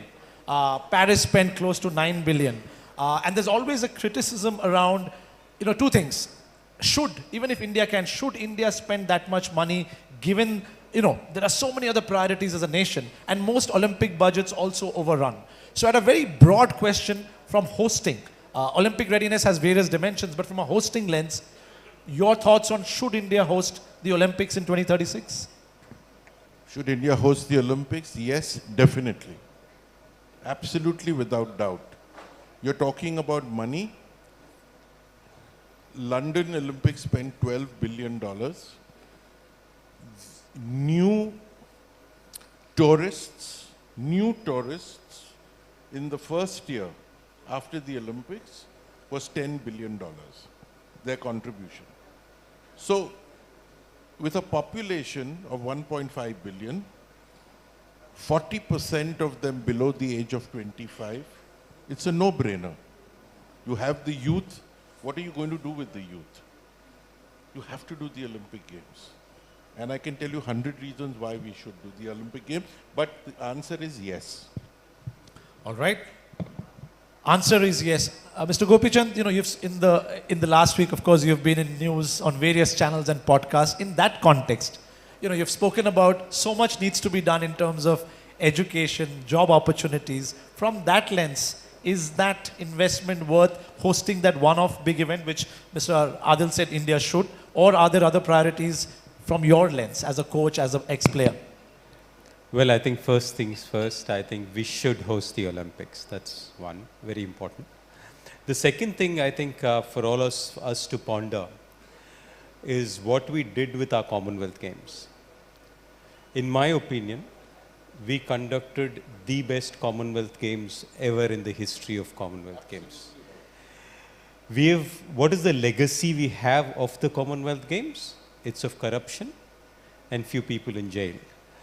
We haven't capitalized on the 107 medals which we won. The great work done by the Delhi police, the organizing committee which was phenomenally good in hosting an event which was by far the best Commonwealth Games in the world which I know of. So what is it that we bring into the Olympics and what do we come out of the Olympics with? I think is a very major question. It cannot be that we spend the money and we are left with thinking of the aftermath as corruption. I think it has to inspire people. The 107 medals inspired people after Commonwealth, but there was no infrastructure ready in the country to convert those inspirations into actual people taking up sport and building on it. So we lost out on it. I think that's something which we need to be careful about. But yes, there's a lot of work which needs to be done around the Olympics. If we bid for the Olympics, yes, we should. And we should do all the other things right to capitalize on actually having the Olympics here. So very well said. I think the Commonwealth Games is a great example, something for us to think about and leverage. So we have two people saying we should host the Olympics. Mahesh, your thoughts? So I definitely think India should host the Olympics. I think the question is, should we host it in 2036, which I'm not very convinced about. See, I've played 5 Olympics. I've been to Sydney, I've been to Beijing, I've been to London. And the atmosphere at the Olympics when your athletes are actually always in every sport challenging to finish at the podium is very different from just being, I think host nations get a wild card in every sport if I'm not mistaken. Now, I believe, and I think Gopi will agree with me, I don't think we're going to be ready in 10 years to be competitive in every sport. And that makes a big difference when you're hosting the Olympics, right? You're hosting the Olympics for, what is the reason? Do you want to become a superpower in sport? Or do you just want to host a $15 billion event? I think, like you rightly said in the beginning, we have so many other issues in India that money can go towards. I definitely think we should host the Olympics. Should it be 36 or 46? But I think money should be spent on making sure that we can be competitive in every sport and hopefully are vying for that podium space before we think about hosting the biggest event in the world. Very good perspective. I think we got to look at, are we ready for it, before we spend that dime.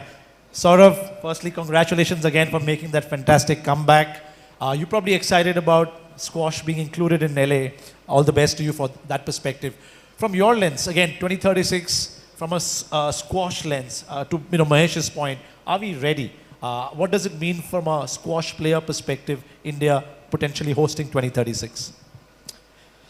I mean, obviously, LA 28 is the first time we're in, so it's a massive thing for the sport of squash worldwide. It's the biggest thing. It's going to be brilliant. In terms of, squash being in 32, hopefully in Brisbane, and if India happens, then 36.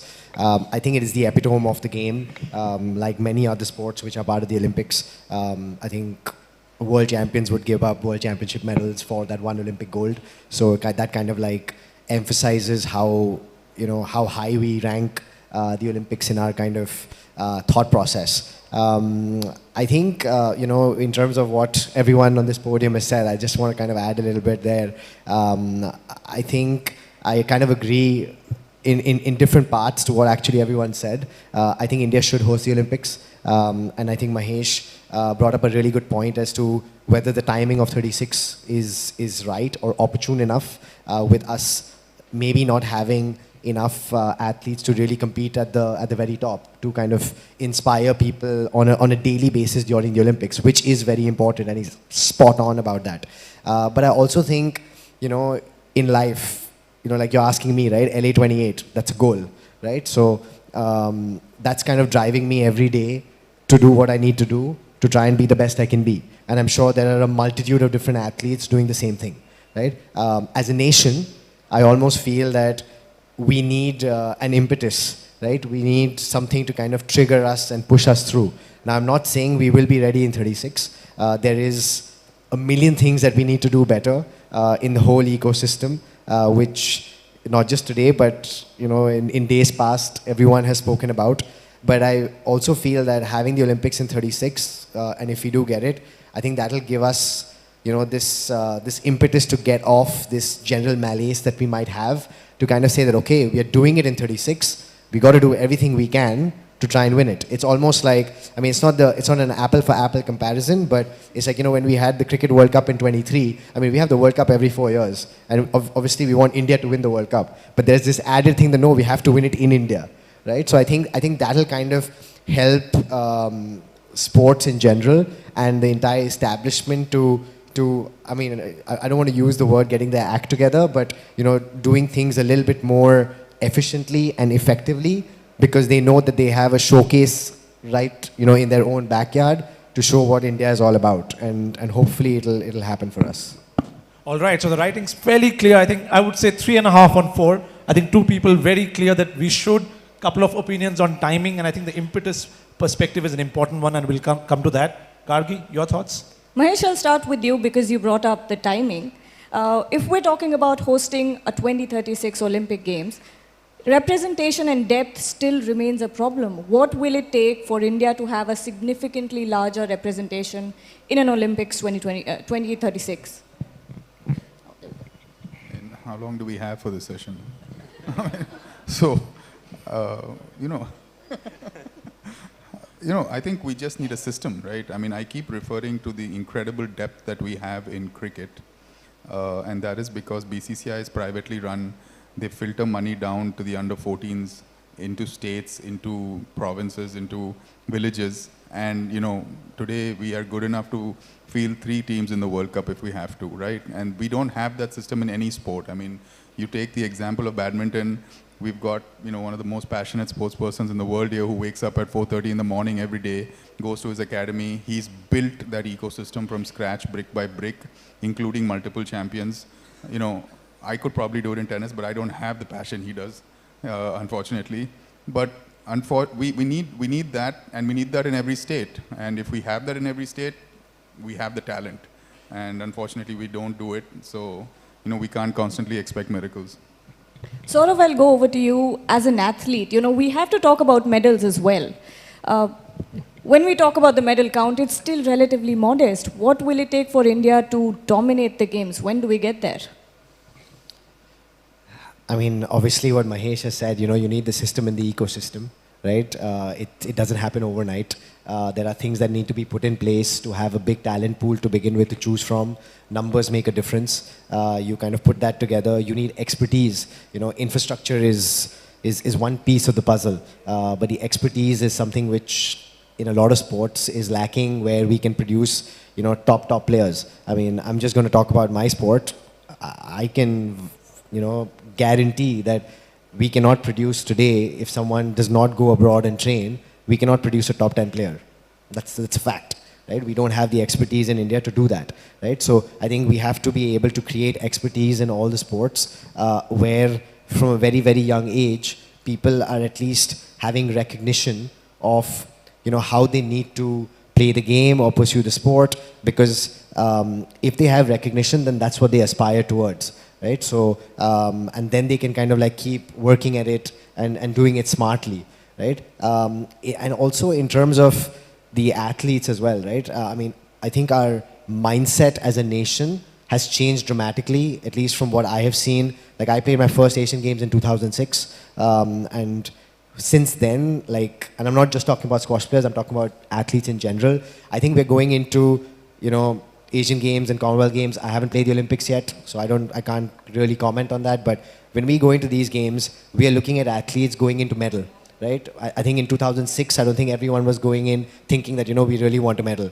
I think the next step is, and this might be a little bit harsh, but, you know, when I was watching the Olympics in Paris, like, I felt that everyone wasn't going in to win gold, right? So I feel like our thought process has to be that, how can we win gold? It should be that or nothing else, right? And when you look at like the Chinese, you know, there are kind of like, you know, stills of girls crying on the podium because they came second. I'm not saying that's healthy, but I'm saying that, and still a great achievement, right? To win a silver medal at the Olympics is a great achievement, so I don't want to kind of belittle that. But I'm saying that when you go in, you aim for the stars, and hopefully you land on the moon, right? So I feel like as athletes as well, we have a responsibility. I think we're doing a lot, and we have done a lot over the last 20 years. As a sporting nation, the athletes have done great work, and I think we can push the envelope even further. It's already been pushed in some of the sports. I think badminton might be a good example. Like someone like a Satvik and Chirag, I know they went in thinking, we have to win gold. It didn't happen for them, and it's possible, right? It's possible. You know, you can do everything you can, you do everything in your control, but there are some things which aren't in your control. You have one bad day and it's done, right? But I think we need to kind of percolate that down to every single athlete who's not just going to the Olympics, but who's playing at like the lowest level, you know, whether it be state, district, city, whatever it is. And I think that kind of, it's almost like trial by fire at that point in time. And just to give you a small example, I don't want to take too much time, but obviously Egypt is like a massive powerhouse in squash. They literally have like 6-7 people in the top 10 in both the men and the women, right? They have, for 6 to 9-year-olds, they have 14 big clubs in Egypt. This is not counting the smaller clubs. They have 200 kids from 6 to 9-year-olds every year trialing out under the head coach and his team of coaches for 2 days. They pick 15 of them every year. The rest of the 185 are said, you're not good enough, go practice, get better and come back. So it's almost like all the coaches in Egypt and all the players in Egypt are like, we actually feel it's easier to play abroad than to play in Egypt, because in Egypt we've been killed so much that going abroad is like a relief, and playing in the biggest tournaments is a relief. So I think we need to create this kind of trial by fire kind of mentality so that we can produce the very best on a consistent basis, almost like a factory line of production. Adil, over to you now. You've constantly spoken about grassroots development. If we're really seriously talking about being competitive in 2030, 36, what does it take to nurture, support, and identify talent at the lowest level? So this is something we've been doing now for the last 19 years. This will be the 20th year. We run the largest grassroots program in the world. We go into each district. There are 700 odd districts in India. About 75 of them are not reachable. They are in Ulfa or Naxalite or Pakistan border up in the Himalayas. But we've touched 650 districts. In each district, you do a district athletic championship. Then on the under 14, under 16, we bring them to the national championships. So we allow 13 athletes to come, 7 girls, 6 boys on the under 14, under 16 with a coach. The athletic federation provides for food, accommodation, travel, everything. There are about 6,000 plus athletes that assemble every year. Then out of those 6,000 athletes, then you do a talent identification program, which we put them through a series of tests. We pull out from that 1,000 athletes. They're put into camps. We finally short them list to 200. You take any of them, Neeraj, Duti Chand, any of Hima Das, they all come out through this program. So, is it sufficient? I think not. I think much more needs to be done, because if you look at the trend, at least in my sport, may not be in a racket sport where you need a court or thing, is rural. It's very, very rural. He takes a lot of my rural kids in his academy. Now, as Viren just said, the people who are going to run 36 are of the age group 10 to 14. Do you know that it's not mandatory to have a PE teacher up to standard 5? By law, it's not mandatory. So we've already lost these kids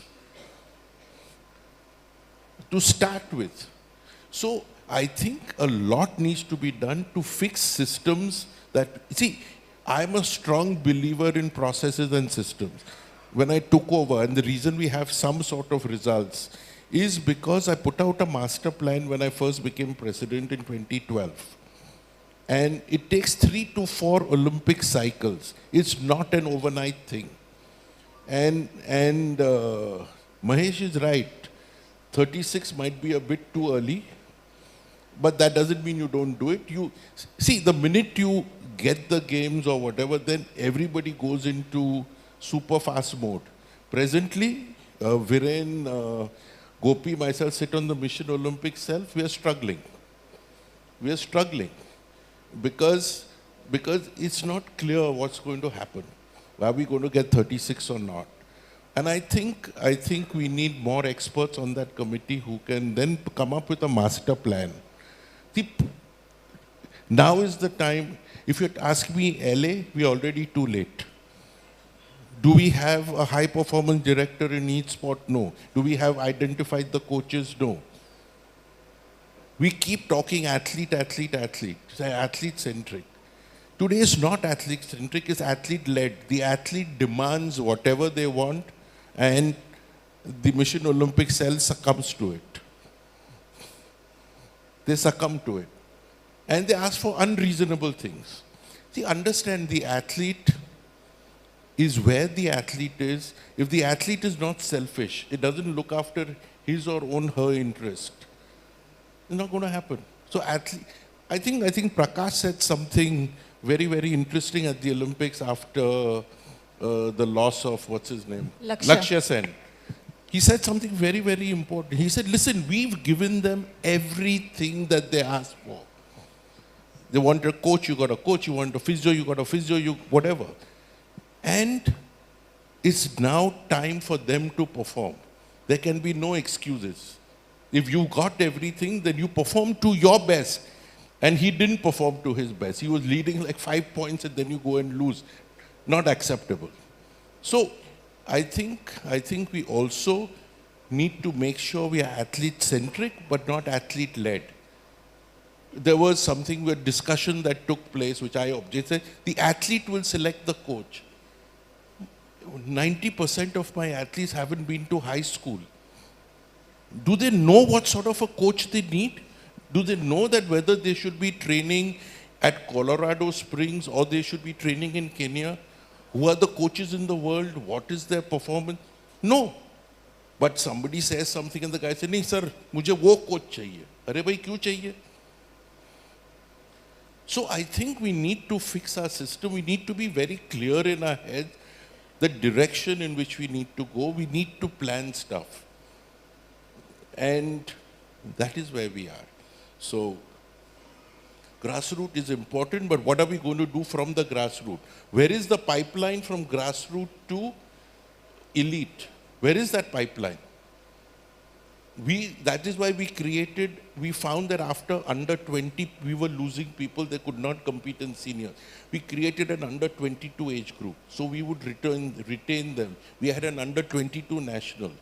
But how many federations are doing that? How many federations are listening to experts? Most federations are listening to athletes, not to the experts that are there. I know Gopi struggles. I have seen him come to the MOC in the past when he was not on the MOC and he was struggling there. So I think we need to make very clear what will the federation do, what will the government do, what is the athlete's role, what is the coach's role, who is going to lead what. Unless we get that clarity, we are going to continue to be where we are. Very enlightening. Gopi sir, a very straightforward question. Are we making right investments for us to get to 2036 in terms of infrastructure and also athletes' mindset like Saurav spoke about? Well, I think what Adil sir spoke or what Mahesh and Saurav have spoken, I think not much to add from my side because I think we're all talking the same language. I think each sport has its own challenges. Some of the biggest sports with the biggest medals, we don't even have representations enough to even think of big medals. So where are the reference points? Do we have a champion to refer to? Do we have a level where we think we can go? So some sports have inspirational issues. Some sports have cracked the inspiration part. We have people coming into grassroots levels and again going back, I would say, how do they get from there to the next level? Some sports, we don't have basic coaching and expertise in the country, so we need everything abroad. And so that's what Saurav was talking about. I think, in all, I think each sport needs a pathway. Each sport needs focused attention. Each sport needs to be clear where they are with no ambiguity. Be clear where you want to be. And people who know the path, who have done the path, should actually be given total responsibility and accountability to take us through to the next generation, next, say, 12 years or so. We've done very well in the last 12 years. Unfortunately, the 6 medals in London remained 6.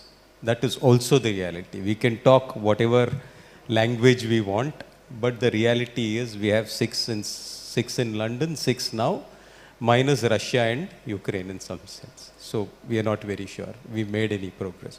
So we are expecting another 12 years, the 6 to be 60.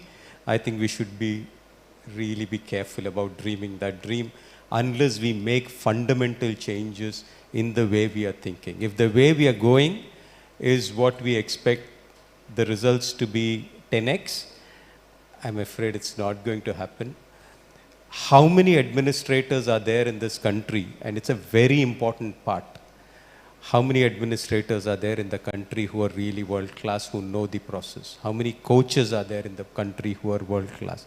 How many storytelling people are there in the country? It's very important that you need people in that space. How many of them have you nurtured? How many of them have we respected to keep them as part of it? How many entrepreneurs in sport, how many corporates in sport have we really respected? I think that's a very important fundamental question, and the last few days I've been talking about it. When you inspire so many people to play, then they need exit. Adil talked about 22-year-olds being played. So if you've actually not gone to school very well in your academic career till 22 and 23, how do you manage your next 60 years of your life? So that's a very fundamental issue. With the growth of sport, you need to address all these issues. Self-healing is okay, but I think not everybody can heal themselves. So I think it's a very dangerous ploy to cover our mistakes. Again, very enlightening. Prantik, over to you now. Oh, thank you. Mahesh, I have a question for you. I mean, in Olympics, we've got, thanks to Leander Pace, Atlanta 96. Then, of course, him and yourself, you all had a great, doubles sort of phase in the Olympics as well. We didn't get the medal. There was, of course, in Rio 2016, Sania Bopana, they lost, but they reached the bronze medal match. But thereafter, in tennis, we haven't seen much action thereafter. My question is twofold, right? Assuming that, the challenges in the systems have been there for a long while, but we had that golden phase. So was that luck? Was that despite the system? What is the message to a 15-year-old Maya who's doing well, who's coming up the ranks? What's a message for some, not just for her, but the fraternity and the young talent that's coming? They're not going to be able to change the system, but what's the message for the 15-year-old Mayas who are attempting a medal at some of the upcoming Olympics? It's flattering, you guys calling it the golden phase, even though we didn't win any goals, but that's, yeah, I think, Leander had, generational talent when it came to his talent, his speed at the net. Sania, again, once in a lifetime story for girl coming and being a top 30 singles player. So, you're just naming anomalies. I think Maya is another one, right? Coming from Coimbatore and creating waves like she did a few weeks ago. I think she's made the best move possible by moving to Spain and, training at Rafa's academy. So, I mean, everyone's super excited. Tennis is one of the biggest sports in the world, and we're excited about one player. You see, that's the tragedy here. That's the way it's going to be. Like, the last question I answered also referred to a system. We don't have that system. In the US today, in France, Spain, you've got 30 to 40 Mayas in men and women, right? We have one. We have, luckily for her, she's got, people lined up at the door to give her every thing she needs monetarily. Rafa has given her a scholarship for a year. Yeah, and we'll just keep our fingers crossed and pray that she makes it. All right. So I guess a story of anomalies until we have that system. Mr. Gopichan, you spoke about inspiration. Now, is it fair to say that in badminton, we have broken that barrier, we've got medals? What will it take a Lakshya Sen? I mean, stupendous talent, was there watching that game. What would it take a Satvik Chirag to sort of cross that chasm, so to speak? Because I think folks like yourselves, folks like Sindhu, Nehwal, they've paved that path. But how do we make sure the fourth medals we get onto the podium? We need to create enough bench strength so that the next person challenges the top players here. We need more Satviks and Chirags. We need more Lakshya Sens for the Lakshya Sens and Satvik Chirag to perform. I think that's the best thing we can do. We need to invest in the ecosystem. We need to get more people up the ranks, up there who are challenging our top players and also the rest of the world as well. One won't make it. I think we need more people there. Once again, going back to bench strength, Saurav, I'll come to you first as an active athlete. I mean, like you said, LA is going to be the first time that squash sort of, makes it there. So you don't have that necessary inspiration or sort of precedence, so to speak, from Indian squash. What are the sports? Who else sort of does the squash fraternity look out for in terms of inspiration? Because you want to make the most of that one chance. Right at the first, right? So for the Indian squash fraternity to sort of make it big, make it to the podium idly, where's the inspiration and support coming from? I think in terms of inspiration, you're looking at all the other sports that we're doing well in. I mean, badminton's a great example. I know, Satvik and Chirag, I keep going on about them because they were my pick for a definite gold at the Olympics this time, and unfortunately it didn't happen for them. But, what they've done over the last, 12 to 18 months preceding the Olympics was brilliant. I mean, I was watching it and I was getting inspired that, these guys, and it's not been done in Indian doubles badminton before, right, at the men's level. Obviously, there is Neeraj Chopra, who's, done 2 back-to-back, like a PV Sindhu. So I think you're looking for inspiration from all corners. And I don't think you're just looking at who's doing it from India. I think you're looking at it from every other country as well. There are so many inspiring stories, that keep coming about at every Olympic Games and in between as well.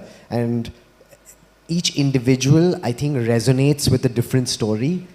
because different stories touch people in different ways, right? So I think as long as you keep your eyes and ears peeled and have this kind of open mindset that you can learn from different places. And again, we are a racket sport. It doesn't necessarily have to be a racket sport.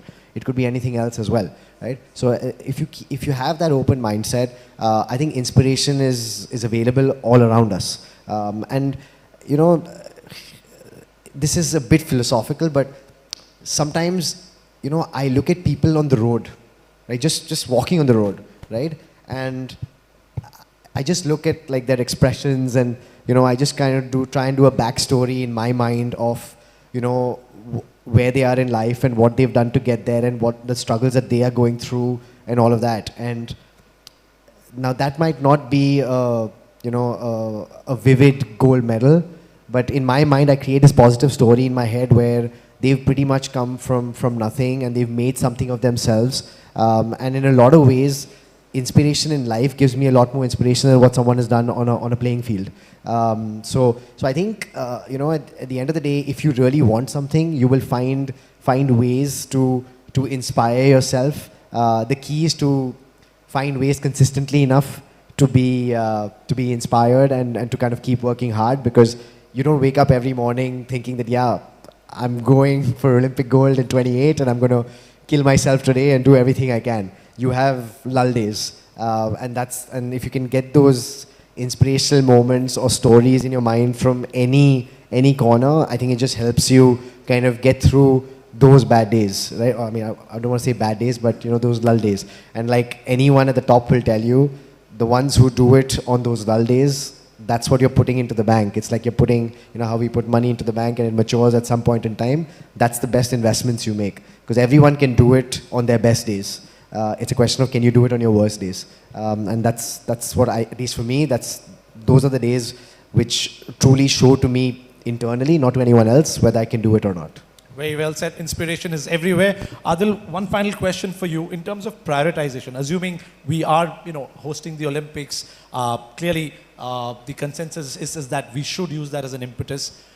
Is India prioritizing its investments in the right sports? Because obviously, when I was in Paris, whether at para or able-bodied, whether it's athletics, swimming, cycling, there are certain sports where there are plenty of medals, but India doesn't participate. Would you change that prioritization? You have to. If you don't look at sports where there are multiple medals, you're not going to get the medals you want to get. Okay. So today there are 3 categories that federations have been put in. Okay, high priority, etc., etc. Okay, the high priority, they are winning medals, so you give them what they need, but then that does not mean you don't look at the others. And there is enough money. So it's not the question of money. Today, our whole system is individual-led. It has to be a process-led. There has to be an ecosystem. When I mean an ecosystem, there's the athlete, there's the coach, there's the physio, there's the masseur, there is a trainer, there's a strength and conditioning trainer, there are doctors, there are managers. Unless you strengthen that whole ecosystem, unless you strengthen the federations, and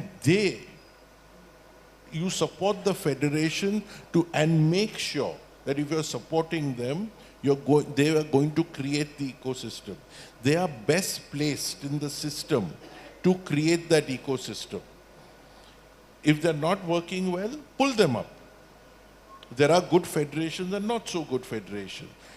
Instead of destroying them, all you need to do is bring them onto the table, support them, and make sure we expect 1, 2, 3 out of you.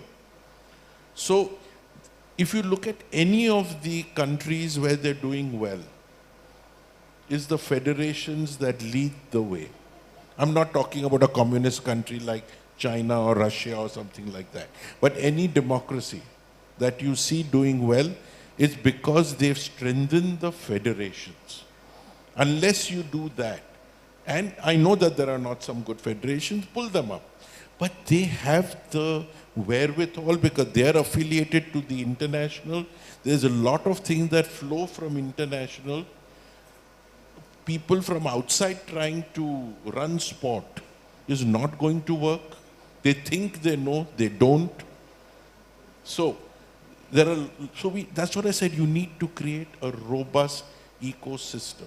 Unless you do that and stop being individual-led, you're not going to change. Nothing is going to happen, you're going to remain the same.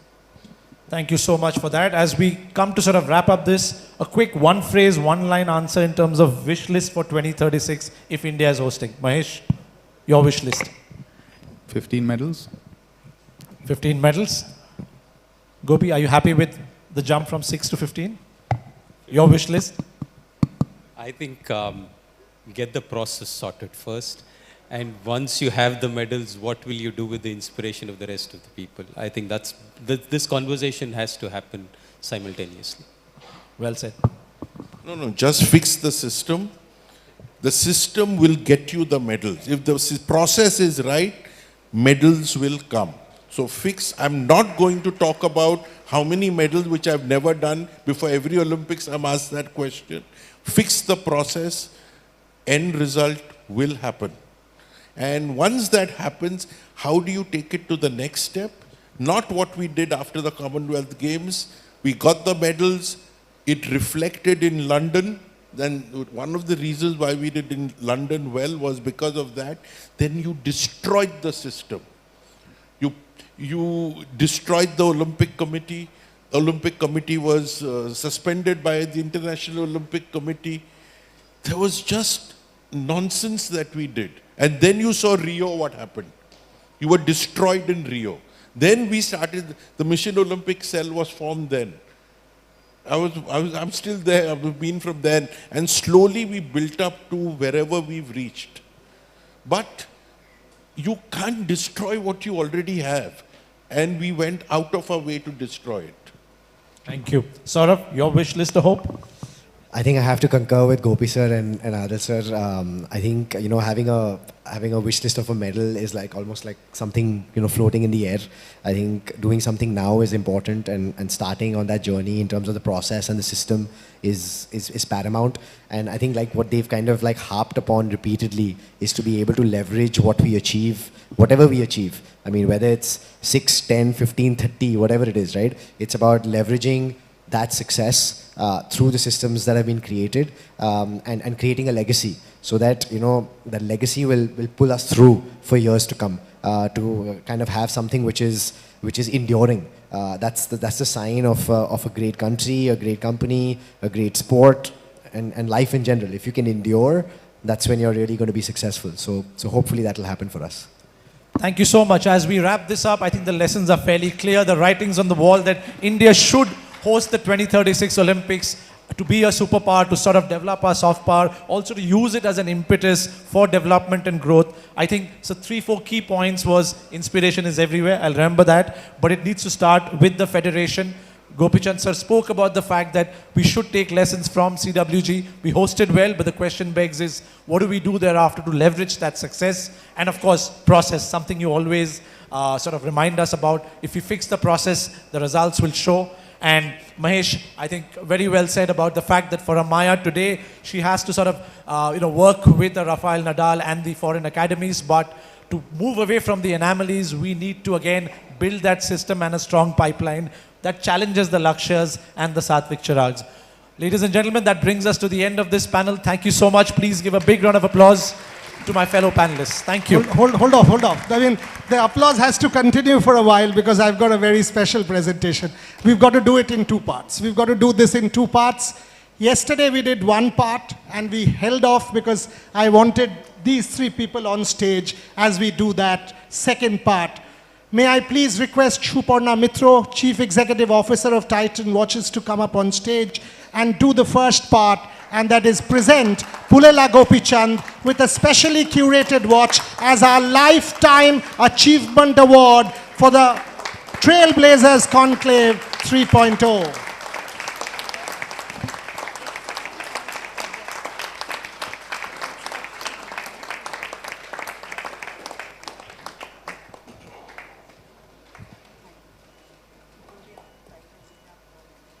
Let's have a quick picture, and then I need to get Shuparna to do the other honors as well.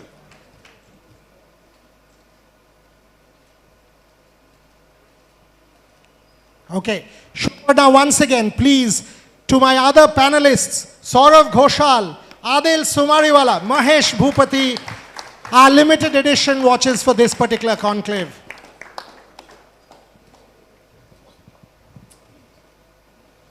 সময় নিন, অত তাড়াহুড়ো করতে হবে না, আরামসে করুন।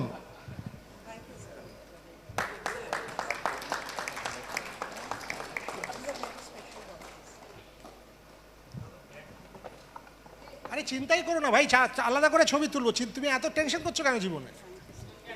হ্যাঁ, একসাথেই করব, একসাথেই করব। Suparna, you need to stand in the middle. All of you come up. Prantik, come up. Gargi, come up for the photo op. Gopi, come up. Yes, Adil, all of you together. No. Okay, I will come here. Chalo. Done.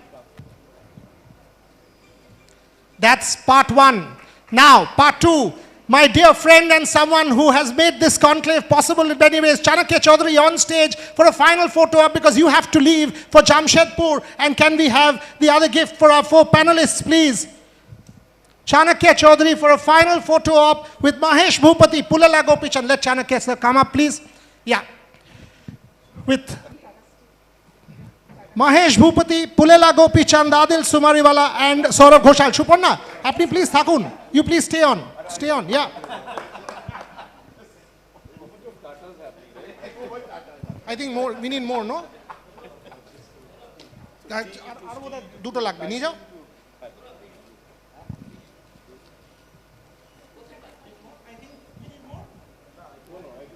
Everybody's got it? Okay, thank you. That's our final photo up for this panel. Ladies and gentlemen, a round of applause for Mahesh Bhupati, Pulala Gopichand, Adil Sumariwala, Saurav Ghoshal and our moderators, Gargi Raut and Prantik Mazumdar. Thank you very much, Suparna Mitro. Thank you very much, Chanakya Chaudhary. I think we are ready for our next panel. Oops. All okay? Let's settle down. We will need how many? 1, 2, 3, 4, 5, 6 chairs on stage. Six. We need 6. We need 6 chairs on stage for the next panel. And this is a very special panel. Folks, can we please settle down?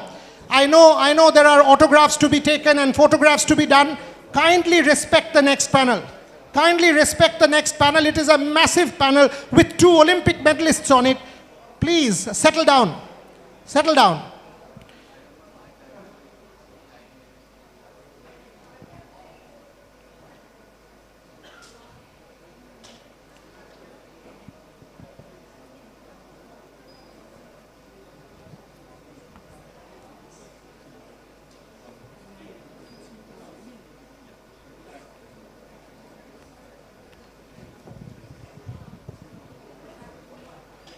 এই সেলফিগুলো যদি বাইরে করা যায়, ছবিগুলো please.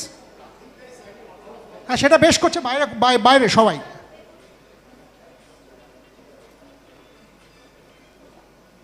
দাঁড়াও,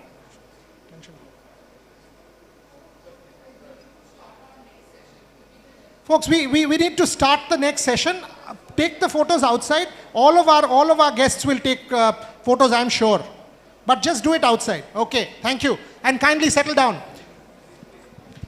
Our next panel is called From Menarche to Menopause, and before I announce the panel, may I please also say that there's some excellent art being done by 3 of our artists at the back of the auditorium with the theme of Is India Ready for 2036, exactly what we were discussing.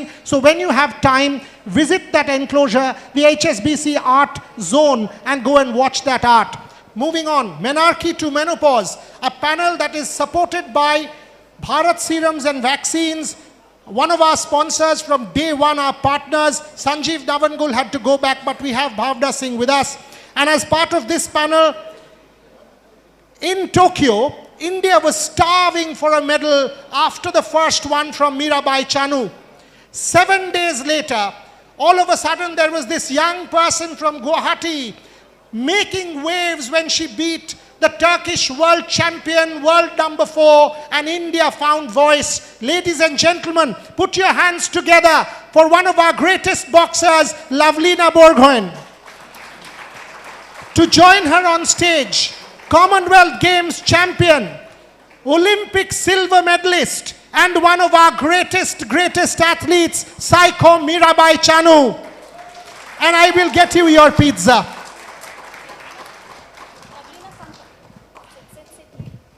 To join them on stage, Dr. Swati Mishra, Bhavna Singh, Vice President of Bharat Serums and Vaccines, Meenu Agarwal, my dear friend, founder of Food and Wellness, and this panel to be moderated by Dr. Sharmishta Guptu. Over to you, Sharmishta. I have announced. Dr. Mishra? Yes.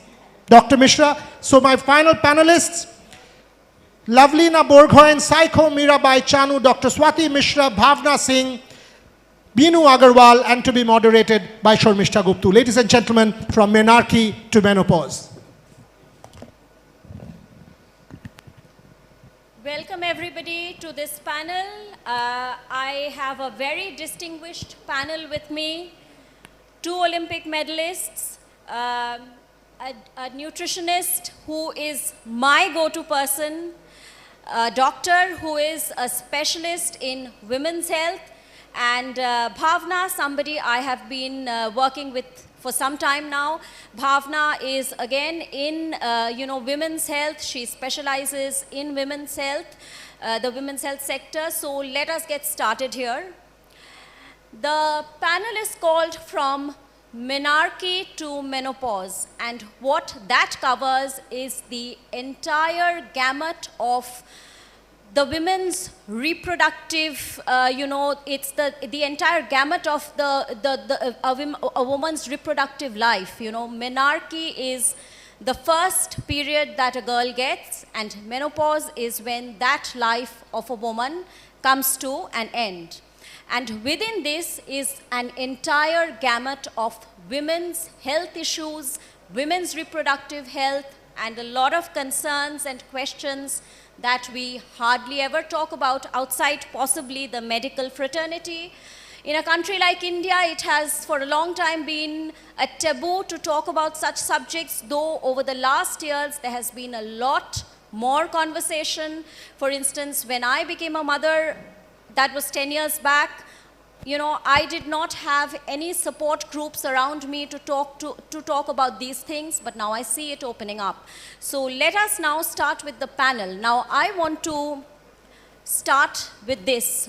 When a woman, our bodies are on a monthly cycle. Women's bodies are on a monthly cycle. But as for a world championship or an Olympic Games, that will not take account of our monthly cycles. So let me start with Lavlina. Lavlina, when you go to an Olympic Games or suppose a world championship and you might get your cycles, how does that affect your performance? Thank you so much. Please, yes. Hello everyone, good morning. Thank you so much for inviting me. जैसे कि आपने question किया कि जैसे हम लोगों का जब मेंस्ट्रुअल साइकिल शुरू होता है और हम स्पोर्ट में जब हम खेलते हैं, जब वर्ल्ड चैम्पियनशिप जैसा बड़ा इवेंट हो, ओलंपिक जैसा बड़ा इवेंट होता है, तो हमें इस चीज़ का बहुत ख्याल रखना पड़ता है कि हमारे बॉडी कभी मतलब इस टाइम पे बॉडी बहुत टूट जाता है और हमें अपने बॉडी को मेंटेन करना पड़ता है। और हमें देखने के लिए मिलता है कि जब पीरियड्स रहता है तो हमें बहुत स्टमक पेन रहता है। सो स्पोर्ट्स में जब जाते हैं हमें इसके साथ ही पीरियड्स के साथ ही हमें ट्रेनिंग करना पड़ता है और हमें बड़े कंपटीशन के लिए प्रिपेयर होना पड़ता है। और हमेशा ही हम ज़्यादातर जब प्लेयर्स के साथ बात करते हैं तो हमें सुनने के लिए मिलता है कि जिस दिन हमारा कंपटीशन होता है उस दिन हमें पीरियड्स आ जाता है। सो ये एक बॉडी का एक बॉडी रिएक्ट करता है ऐसे, क्योंकि जब हमें स्ट्रेस होता है, जब हम कंपटीशन में जाते हैं तो हमें बहुत स्ट्रेस रहता है कि कैसा होगा कंपटीशन। सो ये हमारे बॉडी के ऊपर भी इसका रिएक्शन आता है। सो मुझे लगता है कि इस टाइम पे पीरियड्स होना बहुत नॉर्मल सी बात होता है। हम भी जब भी खेलते हैं तो पीरियड्स रहता ही है कंपटीशन में, कभी तो 15 डेज़ के अंदर भी आ जाता है क्योंकि स्ट्रेस इतना ज़्यादा हाई लेवल में रहता है। और जब पेन के साथ इसको करना बहुत मुश्किल होता है, ऊपर से इतना हाई इंटेंसिटी वाला स्पोर्ट्स रहता है और बॉडी को संभालना, तो इसमें मेंटली बहुत ज़्यादा स्ट्रांग होना पड़ता है। हम लोग वैसे हमें तो मेडिसिन मतलब रिकमेंड करते हैं इस टाइम पे, सो हमें मेडिसिन लेके, क्योंकि हमें गेम खेलना ही पड़ता है।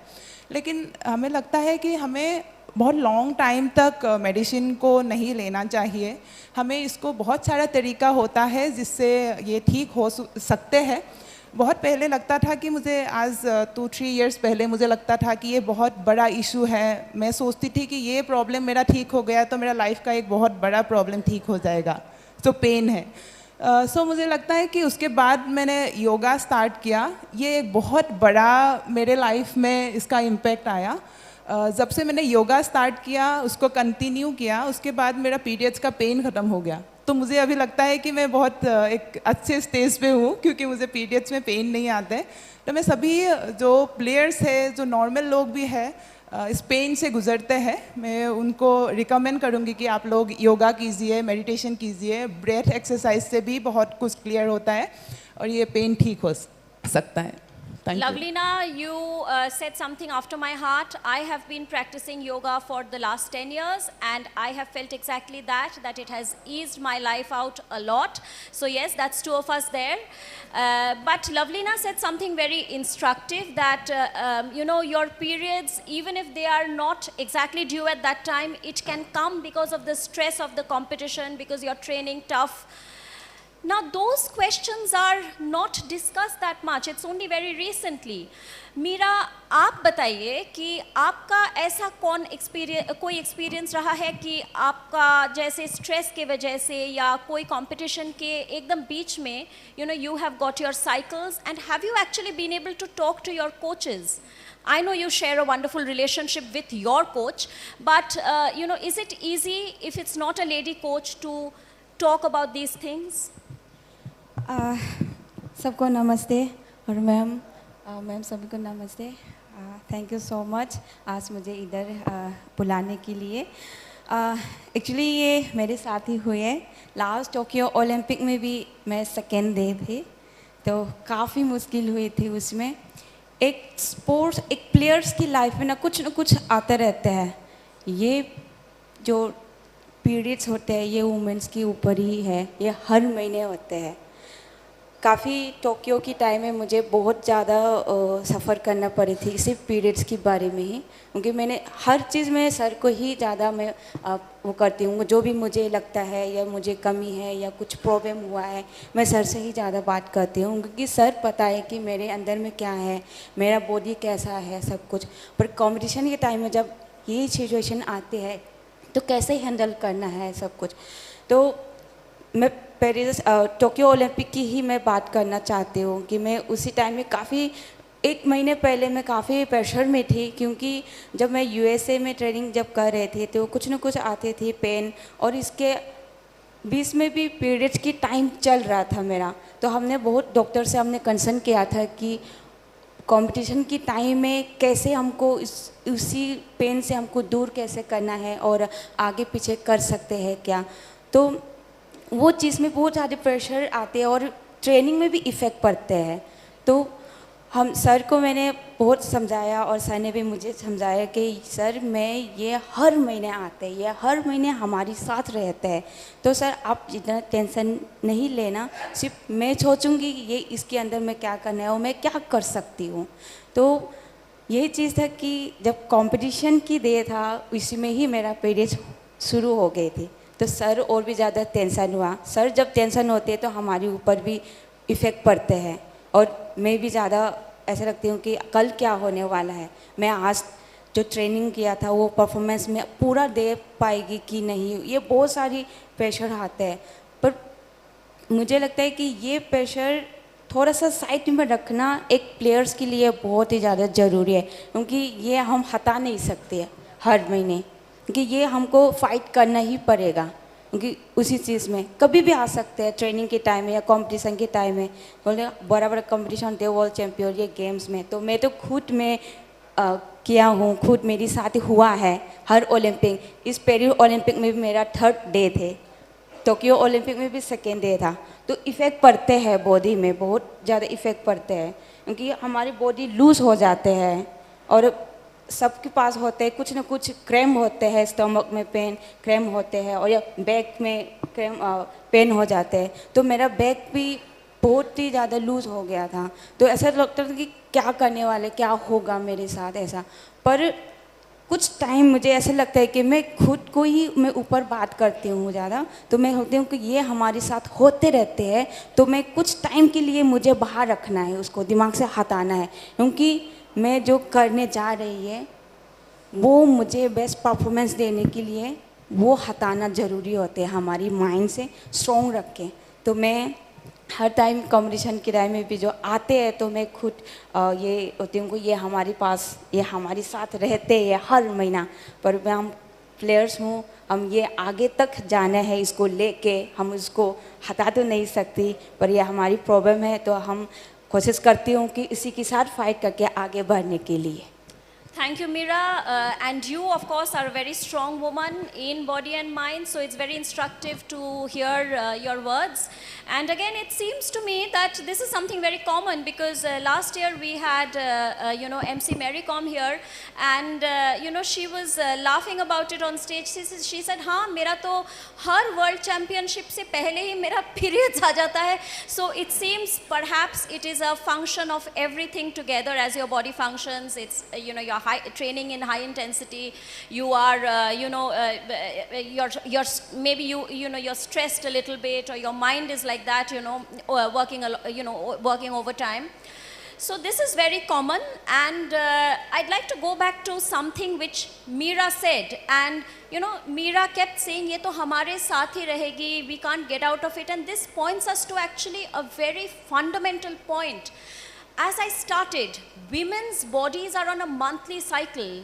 Our bodies are different from male bodies. Yet, in the overarching paradigms, there is no understanding of it. There is actually no understanding of it. I mean, the rules for male and female athletes in any sport are often the same, there is no understanding. That's of course a larger question, but there is very little appreciation that women's bodies are actually different from men's bodies. So I will now come to Bhavna. Bhavna, at BSV, you have been working, around women's health for a long time. Issues like period pain, menstruation, health awareness, the entire gamut. So what would be your comments to add to what Mira and Lavlina had said? And also, again, we have done conclaves together where we have had athletes and doctors speak on the same forum. Tell us a little bit about that. So firstly, I'd like to tell Mira and Lavlina that the periods are really lucky for you. So it's nothing to do with, wo aa gaye to hata ke, because you won medals for us with your periods. So I think it's extremely lucky. But on a more serious note, like all of us in this room are aware, women don't take care of our own health. There are many times in our own households when we get a little bit of pain, we say, okay, it's just one of those pains, and we keep neglecting our health, right? So many times we have heard our mothers, our sisters, so many of us say that, okay, I'll go to the doctor later, and the visit to the doctor never happens. So I think it all starts with that. It's primarily a behavioral issue where हम अपने health को खुद ध्यान नहीं देते हैं. We don't look after ourselves well at all. When compared to a man, right? Something happens and then it becomes like, okay, should I stop? Okay. Okay. So, unlike men, for example, something small happens, they rush to the doctor. and we, we have so many things to do that we neglect our health. So as an organization which is focused on women's health, this is the first thing we found out, that women don't take care of our own health. We need our own, we need to monitor our health, and we need to go to the doctor if we find that we have excessive bleeding during our periods, if there's a lot of cramps. Most of the time we neglect that also. And then we are not aware, and I'm sure doctor will agree, endometriosis, there's lots of bleeding. We don't take care of ourselves. We say, nahi, ye hamesha hota hai, so let me go to the gynec next time.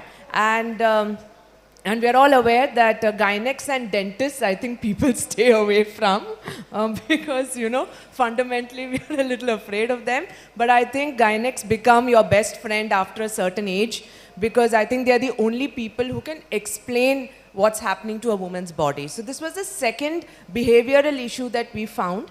And of course, as a women's health company, we are also aware that in India, I think Sanjeev also quoted this statistic yesterday, 1 out of every 2 men get access to healthcare in India. Unfortunately, 1 out of 5 women in India get access to healthcare. So fundamentally, there's a gender disparity, there's a social disparity.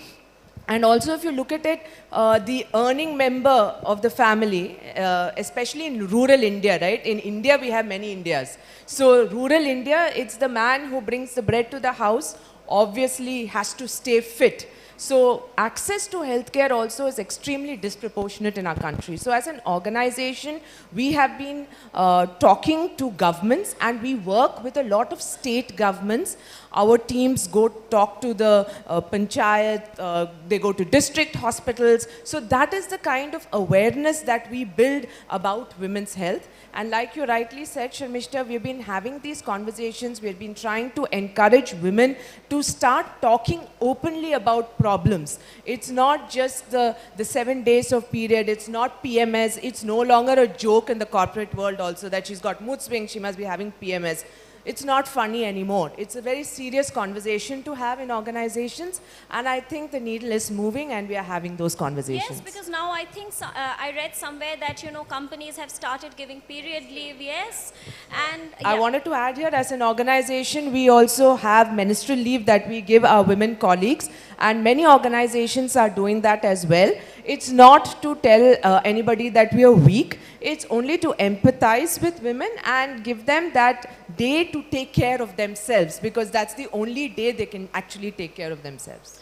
Precisely, and I'd like to just ask, Lovelina, are there days when you have taken off, not during competitions, but you keep training, right? So you've gotten your period, you've taken it off, you've not felt guilty about it. ऐसा हुआ है कि, आज मुझे off लेना है. ऐसा हुआ है, क्या है कि you just force your body to go through with it? Yes, definitely ऐसा situation आते हैं. कभी कभी हमें break लेना पड़ता है. I think हमें अपनी body को समझना बहुत important है. क्योंकि हमारे body को हम जितना समझेंगे, हमें अपने problem से उतना solution जल्दी मिलेगा. Not only women, सभी को, men's हो या women's हो, अपने body को समझना बहुत ज़्यादा important है. हम जब से हम जन्म लेते हैं, उससे लेकर डेथ तक हम अपने बॉडी के साथ रहते हैं. सो हमें सेल्फ लव हमें अपने से होना चाहिए, हमारे बॉडी को समझना चाहिए. मुझे लगता है ट्रेनिंग में भी, हाँ, कभी हमारे कोच भी हमें पुश करते हैं, हम उस तरीके से अपने बॉडी को लेके जाते हैं. हाँ, कभी लेकिन ऐसा सिचुएशन आता है क्योंकि दूसरे इंसान नहीं समझ पाएंगे हमारे बॉडी को, हमें समझना पड़ेगा. हम जब तक बताएंगे नहीं, हमें पता कैसे चलेगा दूसरे को कि हमें पेन हो रहा है, हमें तकलीफ हो रहा है.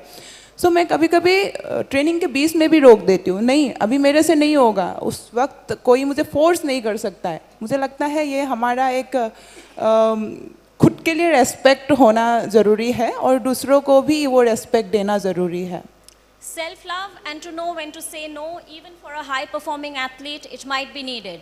Meera, anything that you want to say on this? आप कभी ना बोलती है कि आज मुझसे और नहीं होगा?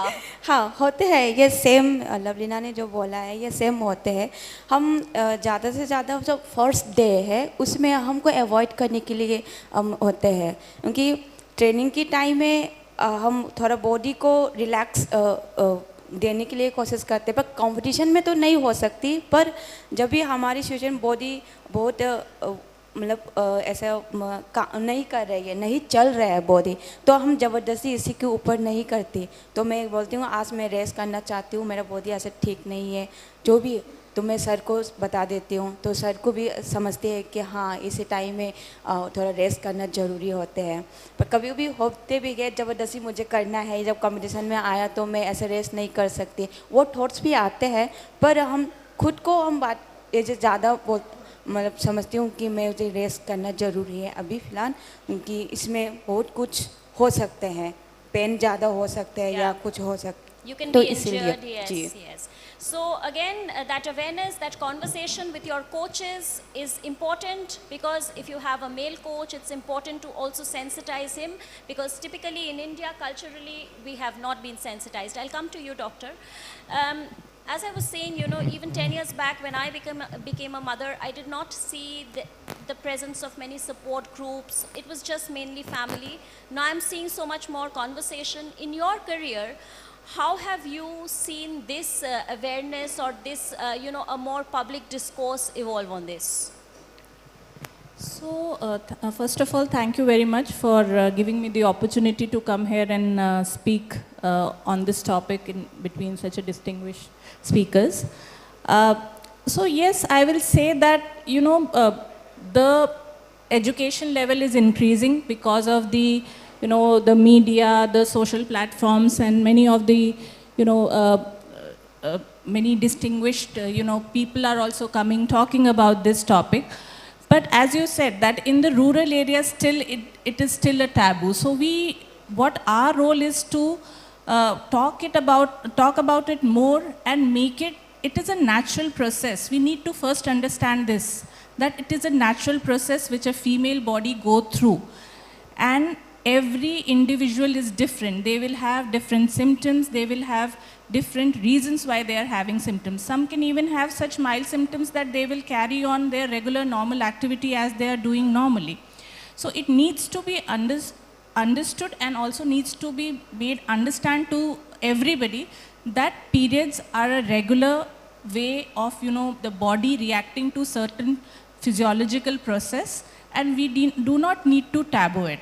So the education, it needs to be spread across, but in many metro cities, in tier 1 cities, I've seen that the awareness has increased and people are becoming quite normal about it, talking quite normally about it. So that's a good thing too. Yeah.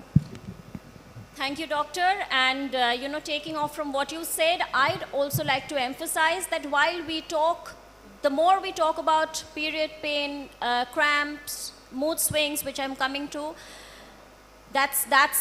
you know, that discourse needs to go on. At the same time, there needs to be an equal awareness, as doctor said, that this is a very normal process. It's not, you know, it's no disease. And remember that if the girl is not getting her periods, that's when possibly you need to go to the doctor. That's where possibly you need to be concerned. So these are, I think, things we need to constantly tell our children, tell our younger generation. Now, of course, I'll come to Meenu. Meenu, you've been hearing what we are saying. You're a nutritionist. You've worked with sports people, with you know, women athletes who are in their teens. Share with us a little bit of your experience of how it's been working with girls who possibly, you know, have been taught at home to hide.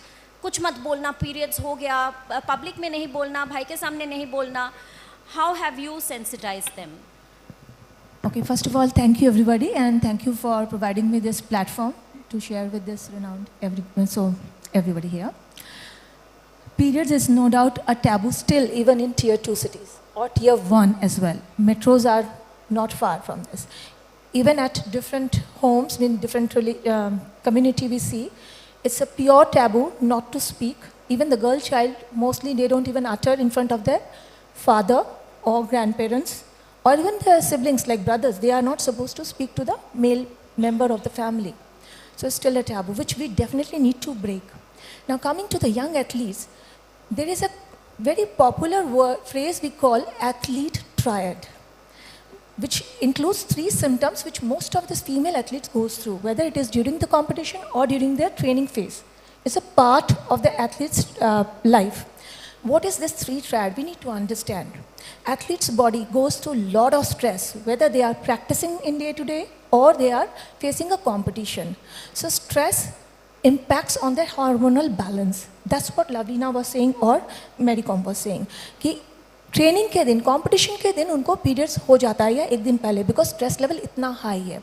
सो उससे क्या हो रहा है, ये जो irregularity इन periods जो उनके stress की वजह से होता है, तो उनको शुरू से we have to train this athletes how to deal with this stress. So stress dealing के लिए सबसे पहले, जैसे कि आपने भी बोला, we need to train them to meditate. Meditation is one of the fantastic way of releasing your stress, but that's not only. You can try adapting, practicing yoga or Pilates exercise. Now, I am talking about yoga or Pilates specifically, क्योंकि बाकी सब चीज़ें हम करते हैं as a athlete. हम लोग strength training करते हैं, रेजिस्टेंस करते हैं, कार्डियो करते हैं, सब चीज़ करते हैं, पर इन 2 पे इतना फोकस नहीं करते. We need to, especially when periods happen, which part of your body gets impacted? Your pelvis floor muscles, your lower back is impacted, and these 2, especially Pilates, will help you strengthening this inner core muscles, allowing your pelvis muscles to become so strong कि अगर day of competition also you are having those PMS या period हो गया और pain हो रहा है, your body is ready to bear with it. You will not pull yourself back because of sudden onset of the period. The second thing, for out of those athlete triad, during competition and before the beginning of this, that period of the competition, the stress factors are also high and your training is also intensive. So your diet has to be uplifted accordingly. क्या होता है, irregularity in diet also impacts. कई बार stress के कारण proper खाना नहीं खाते, कई बार ट्रेनिंग एक्सटेंशन हो जाती है तो नहीं खाते, और कई बार अनफॉर्चुनेटली हमारे देश के एथलीट्स के साथ हम कई बार सुनते हैं कि खाना उनके लायक नहीं था या उनके पसंद का नहीं था तो वो नहीं खा पाते. इन चीज़ों से हमें ट्रेनिंग पहले लेनी पड़ेगी, उनको एकोमोडेट कराना पड़ेगा, क्योंकि एथलीट्स के साथ 2 न्यूट्रिएंट डेफिशिएंसी बहुत क्रूशियल होती है और वो कॉमनली दिखती है. First is iron deficiency and the second is vitamin D deficiency. Iron deficiency day to day में भी होती है, और जब आप सोचिए कि स्ट्रेस फेज में है और सडन ऑनसेट हो रहा है पीरियड्स का, iron levels can actually fall down further and very quickly. So आपको खाने में, आपके डाइट में, you should focus on iron rich food, and on top you must supplement iron which is easily absorbable by your body. Usually the ferrous form we suggest we should. दूसरा, vitamin D. Vitamin D बहुत ही crucial है क्योंकि ये fat soluble vitamin है. ये bone health को तो strong करेगा ही, लेकिन आपके हार्मोन बैलेंस को बहुत अच्छी तरह सपोर्ट करता है. यूजुअली आई हैव सीन, जो भी ये यंग एथलीट्स होते हैं, इनको प्रोटीन के बारे में काफ़ी कुछ बोला जाता है, but overall balancing is not taught properly. Essential fatty acids are so essential for their body day in and out, especially the stress phase, because these fatty acids will dominate and actually help you maintaining your hormonal balance along with this vitamin D. अगर यही कम रहेगा तो फिर आपका hormone fluctuation तो होगा and ये PMS के सिचुएशन और बढ़ेंगे. I am talking about those who are not having PCOD or any fibroids or endometriosis. That's a separate medical issue. Normal athletes को भी ये कंडीशन होती है. तो अपने खाने में एसेंशियल फैटी एसिड्स को ज़रूर रखिए, like specially omega 3 fatty acid rich supplement तो आप साथ भी ले जा सकते हो. During your competition when you are travelling, खाना जितना भी खा रहे हैं प्लस ये सप्लीमेंट तो आप ऊपर से कर ही सकते हैं, एंड मेक श्योर कि विटामिन डी रिच हो. सो खाना सही होना चाहिए so that you are not having energy deficiency. Second is you should be well train to manage your stress levels, जिससे कि पीरियड हमारे बरकरार रहें. And the third problem which athletes also face is the imbalance in bone mineral density. Altered bone mineral density दिखती है because of the stress again. So अगर हम पहली 2 चीज़ maintain करेंगे, third will also be taken care. So that's what I say about. You know, that was very instructive, of course. I'd like to ask Lavlina. Lavlina, you heard a dietitian speaking about the do's and don'ts related to period health. आप तो ज़रूर dietitian का advice मान के you must be consuming whatever you consume.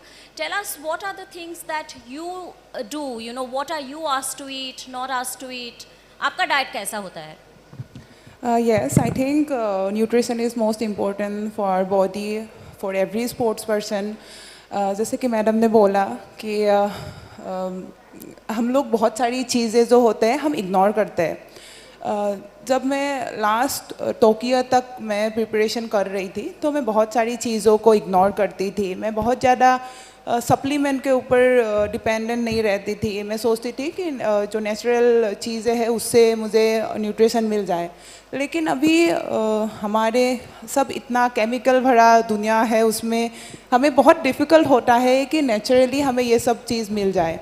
और जैसे madam ने बोला कि आयरन डेफिशिएंसी और विटामिन, सबसे बड़ी बात vitamin deficiency, vitamin D deficiency हमारे मैक्सिमम जो इंडोर वाले जो प्लेयर्स होते हैं, इंडोर स्पोर्ट्स होता है, उसमें विटामिन डी की डेफिशिएंसी हमेशा ही रहता है। जैसे मैडम लोगों को ज़्यादा उसका बारे में अच्छे से पता होगा। एज ए प्लेयर मेरा जो एक्सपीरियंस है, जब से मैंने ये सब चीज़ों का ध्यान रखा, जैसे आयरन हो, मल्टीविटामिन हो, विटामिन डी, विटामिन सी, ये सब जब मैंने रेगुलरली लेना शुरू किया, क्योंकि मैंने लास्ट 2020 में मैं 69 kg वेट कैटेगरी में खेलती थी, उसके बाद मैं 75 में खेलना पड़ा।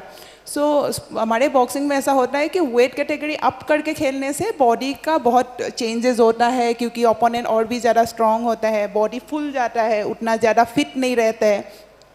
लेकिन हम प्रॉपर न्यूट्रिशन जब हम लेते हैं तो मुझे लगता है हमें इतना फील नहीं होता है, हम उस स्टेज में जाके भी अच्छा कर सकता है, चाहे हम कोई सा भी वेट कैटेगरी में खेले। प्रॉपर न्यूट्रिशन बहुत ही ज़्यादा इम्पोर्टेंट है, और जो छोटा छोटा बेसिक सा चीज़ होता है उसके ऊपर ध्यान देने से भी बहुत इम्पोर्टेंट होता है।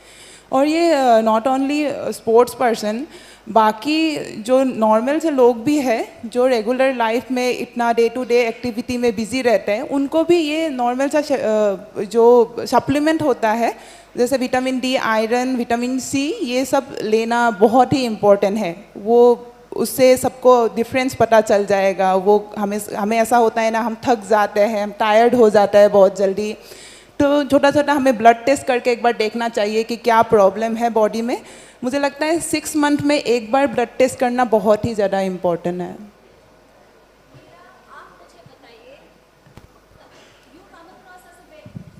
Meera, please tell me, you come across as a very shant person.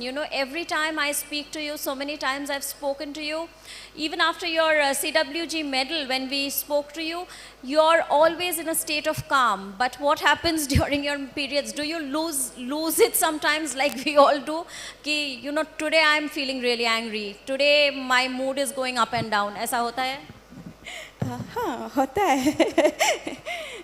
हाँ, सभी मुझे बोलते हैं कि इतना शांत जब रहते हैं, तो हम शांत रहते हैं, पर इस हम स्टेज के ऊपर जब जाते हैं तो हम पूरा खाने के लिए कोशिश करते हैं कि ये मतलब मेरा अंदर पहले से ही ऐसा शायद होते हैं, मुझे पता नहीं। पर मैं हर टाइम जब ट्रेनिंग की टाइम में भी होती हूँ या कहीं पर भी जाना है, ज़्यादा से ज़्यादा मैं ट्रेनिंग के टाइम में भी कोशिश करती हूँ कि मुझे शांत रह के ट्रेनिंग करना है, क्योंकि फोकस इसी में ही मुझे ज़्यादा मिलते हैं और सपोर्ट भी होते हैं।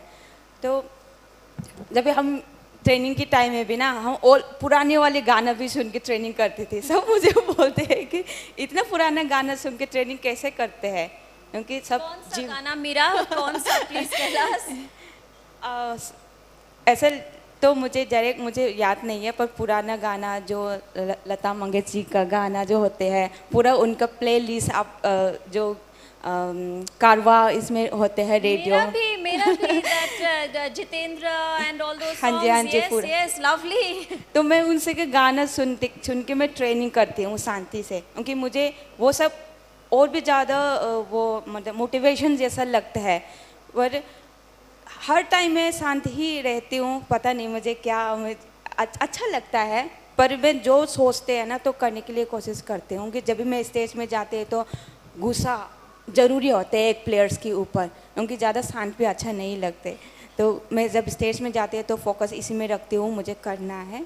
पर हाँ, जो भी मैं कभी कभी ट्रेनिंग के टाइम में पेन की वजह से या बॉडी अलाउड नहीं कर रही है, तब थोड़ा सा मतलब बॉडी बहुत डल सा रहते हैं, पेन आते हैं, तो हम उस सब को थोड़ा सा अवॉइड करते हैं और शांति रख के हम खुद सोचते हैं कि हाँ आज बॉडी ठीक नहीं है तो क्या हुआ, मैं कल के लिए तैयारी करूँगी, आज बॉडी अलाउड नहीं कर रही है तो बस छोड़ना है. So Meera, of course, is a very calm person, but she channelizes her anger into her competition. I am, going to go out of time very shortly, so I will take closing comments from my other three panelists. Bhavna, again, mood swings are a very integral part of it, and for a long time, it's been like a joke. Oh, she must be menstrual. It's time we stop joking about it because it's part of the gamut of women's health. All of you, please, closing comments on this. So what I'd like to say is that while we discussed openly about menstruation, that is one part, but there are still many untold stories. For example, lactation and problems that athletes and mothers face when they want to come back to sports, right? That's another battle for them. Second thing is about infertility and what women go through during that phase. There's also male infertility that we don't talk about. So there are so many such conversations that happen between menarche and menopause. And as a corporate, it has been our endeavor to empower women to start speaking about these problems, to have groups, support groups, because like how everybody on the panel said, this is a natural process, and many women have gone through it. There are many experiences, and collectively, I think even science has developed so much, and I'm sure Doctor will agree, that now there are so many treatments that are available, cures that are available, which were unheard of even 10 years back. So I think on that note, everybody in the room can be positive that science is going to help us in this journey of menarche to menopause. Very brief closing comments from my two other panelists, Meenu Agarwal and Dr. Swati Mishra, please. So basically, as rightly said by everybody, that periods we have to first normalize the conversation. Secondly, there are certain symptoms which happen in periods, like decrease of strength, or there can be cramping or bloating or headaches, which is normal. But if you are having these symptoms in a very extreme way, then it is very, very important that a female should approach the doctor, get investigated, and see what is, if any pathological thing like PCOD, endometriosis, or anything else is going on which is treatable. Because normally with the regular ovulatory cycles, you will have pain which can be cured by analgesics. But if it is not getting cured or if it is increasing, very important to visit your gynecologist and find out about that. Again, I think for the athletes also, I will say that they have to work with their coaches and to see what will work best for them, and surround their the training. They will according to how their cycle is behaving. They have to plan their training accordingly, and then I think that should be fine. Also, there are medications which they can take to avoid periods at the time of the major events, like birth control pills. And they can see there are various type of pills which are available, or contraceptive devices which are available in the market, and whichever suits them best. And if they're not having any kind of major side effects, then it is better to also apply those. So that also there is a perspective they can think about. So thank you, doctor. We have 3 minutes. Meenu Agarwal, closing comments, please. I would say again, talk to your coaches, talk to your surroundings, supporting staff, so that they know what you're going through. Let's learn to speak about yourself. Don't hide. The more you say, they will be able to understand what exactly you are going through. And not only during competition, from day one, try to be interactive. That helps the woman to speak about herself. That's the only way you will spread this. And people will open up about discussing about women's problem, whichever age it is. Thank you. A big round of applause for my powerful women's panel. Thank you, each one of you, for being on this panel. It was a privilege and a delight to have all of you here.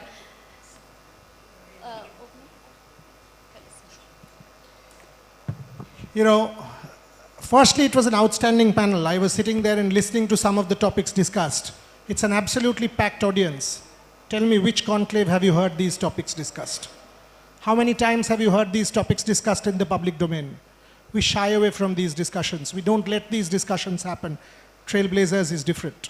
And that's the point, to have champions, the best in their fields, on stage together. So the little that they deserve is a louder round of applause. Number 2, you have 2 Olympic medalists on stage. 2021-22 Tokyo, Lavlina Borgohain, as I said, 1 week after Mirabai Chanu. Mira and Lavlina made that Olympic Games. That was the COVID Olympic Games. I was there. Some 5-6 of us were there in Japan. And for them, when the tricolor went up, we found voice. When you have 2 Olympic champions on stage and you have a world champion there, I will be stupid not to call Gukesh on stage for a photo op. Gukesh, you need to come up for a photo op with Mirabai Chanu and Lavlina Borgohain. All of you, panelists, please, for a photo op. Our youngest world champion and 2 Olympic medalists. Can it get better? Can it get better? And may I please call upon my friend Kadam Singh from HSBC to come on stage and do the felicitation. Kadam, are you there? I think Kadam's not there. Professor Vijay Pereira, can I have you on stage, please, to do the honors? Professor Pereira. Aste, aste. I mean, kori dichi. Professor Pereira to come on stage, please, to do the honors.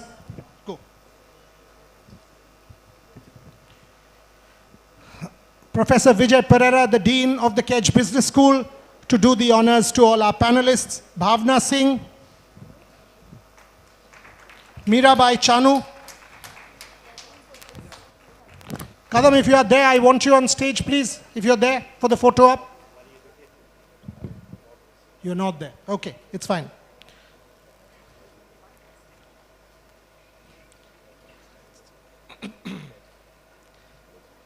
Thanks. Kill.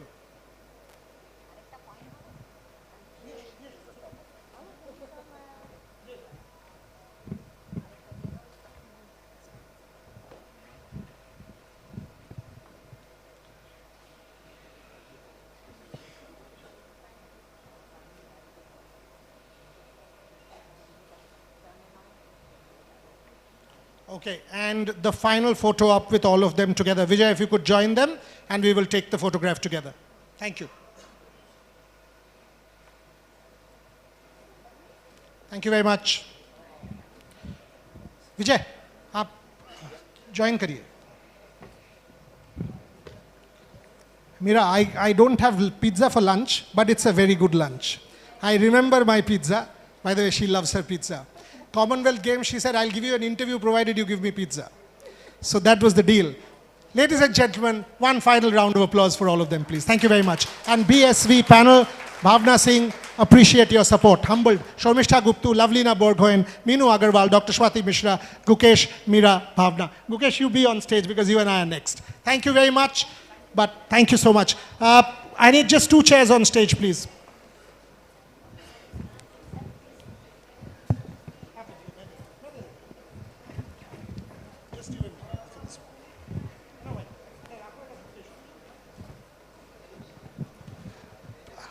Just in the middle.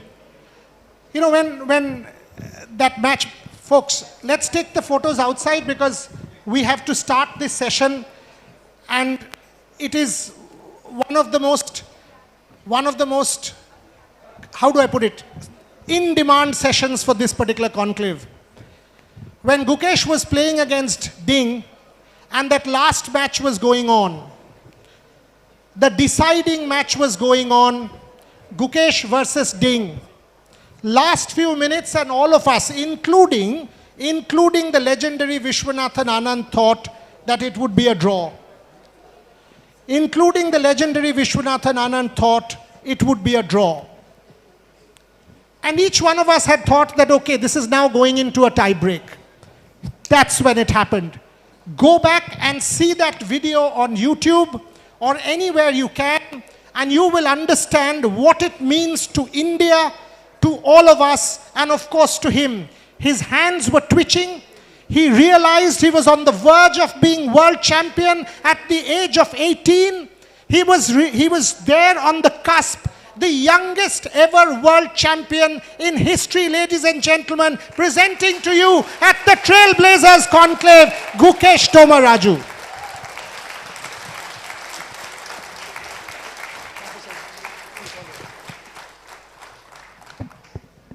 I've asked you this question many times, but I've got to ask you for my audience. When you realized that it's there, how tough was it? Because we had our hearts in our mouth. I mean, and we were like, can he do it? Can he do it? Can he do it? And when you placed that move, just take me back to that last 5 minutes or 3 minutes of that match. Yeah, so first of all, I'm very happy to be here. Thanks for the invite. I was watching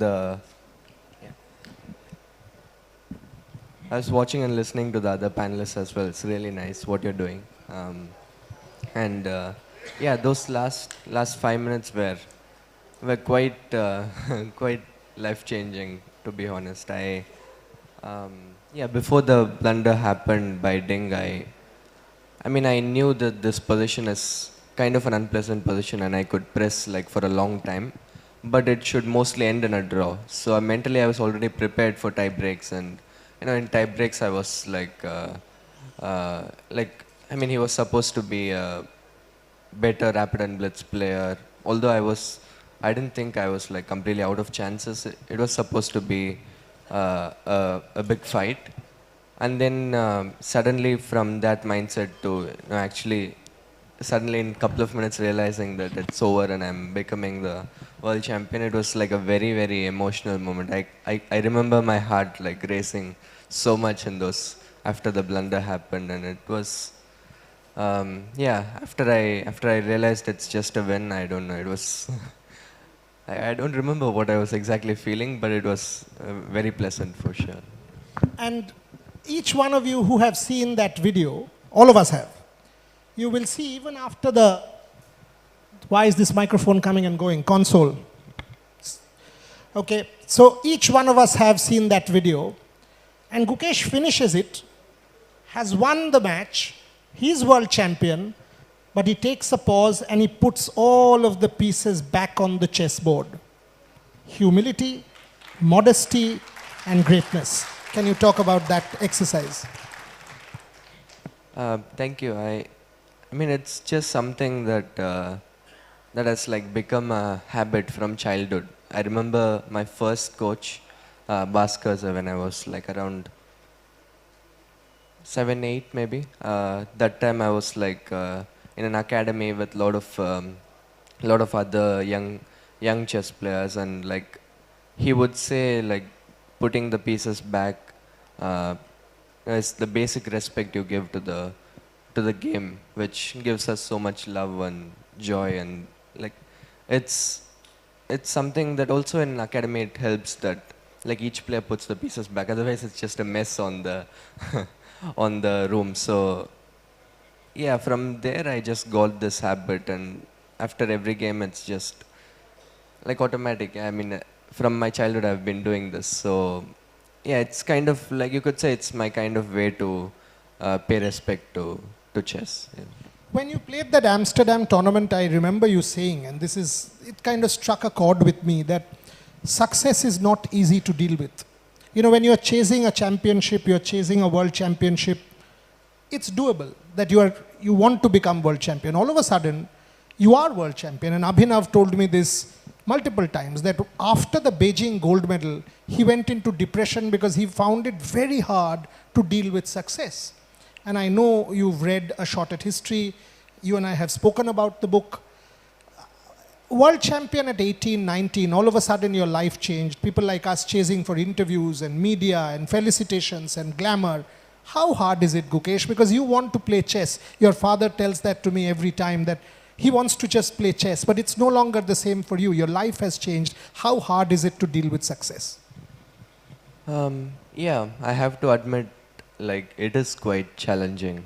Obviously, it's a very positive change. It's a privilege for me to have the title, to have all these opportunities, and to see people taking up chess because of because of my achievements, and it's a very prestigious thing for me. But for me personally, after the World Championship, like till November, December, I wasn't used to so much like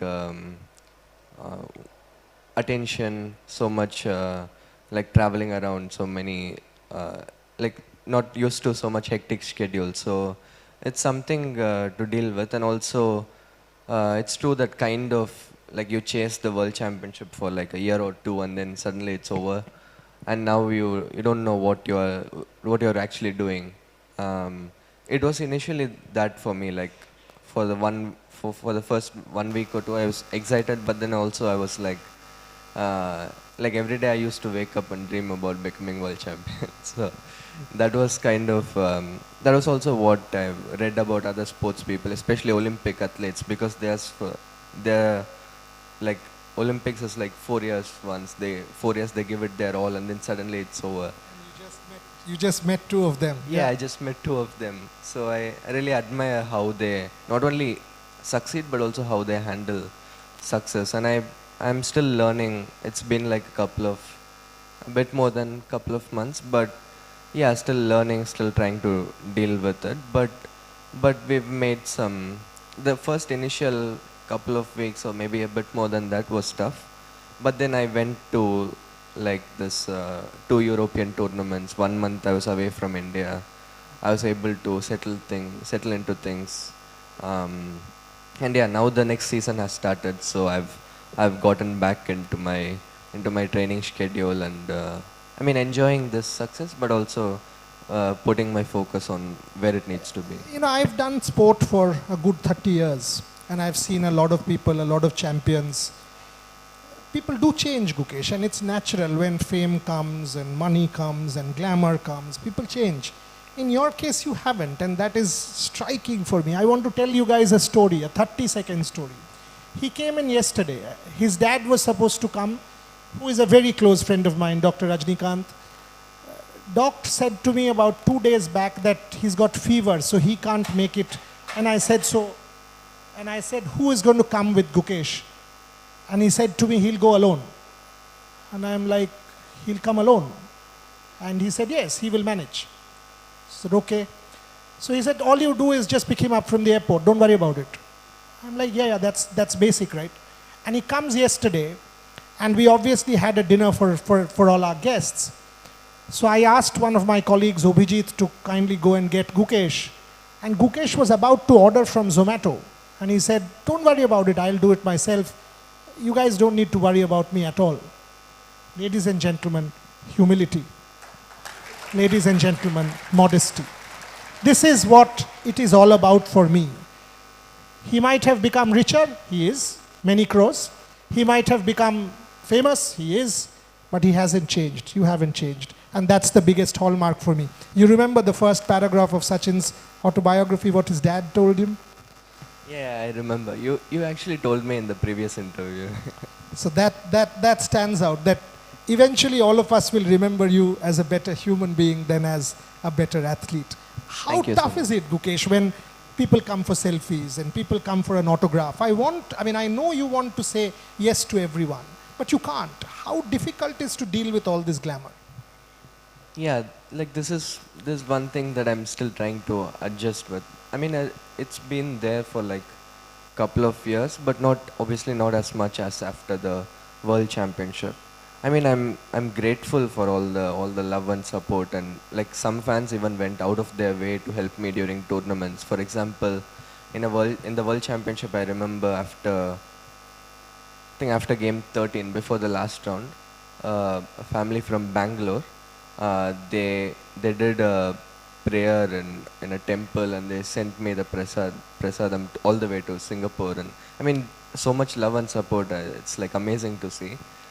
But and also like when all the people come up for autographs, photos, I appreciate that. But just that sometimes it's simply impossible to say yes to everyone. I would love to, but sometimes saying no is the only way to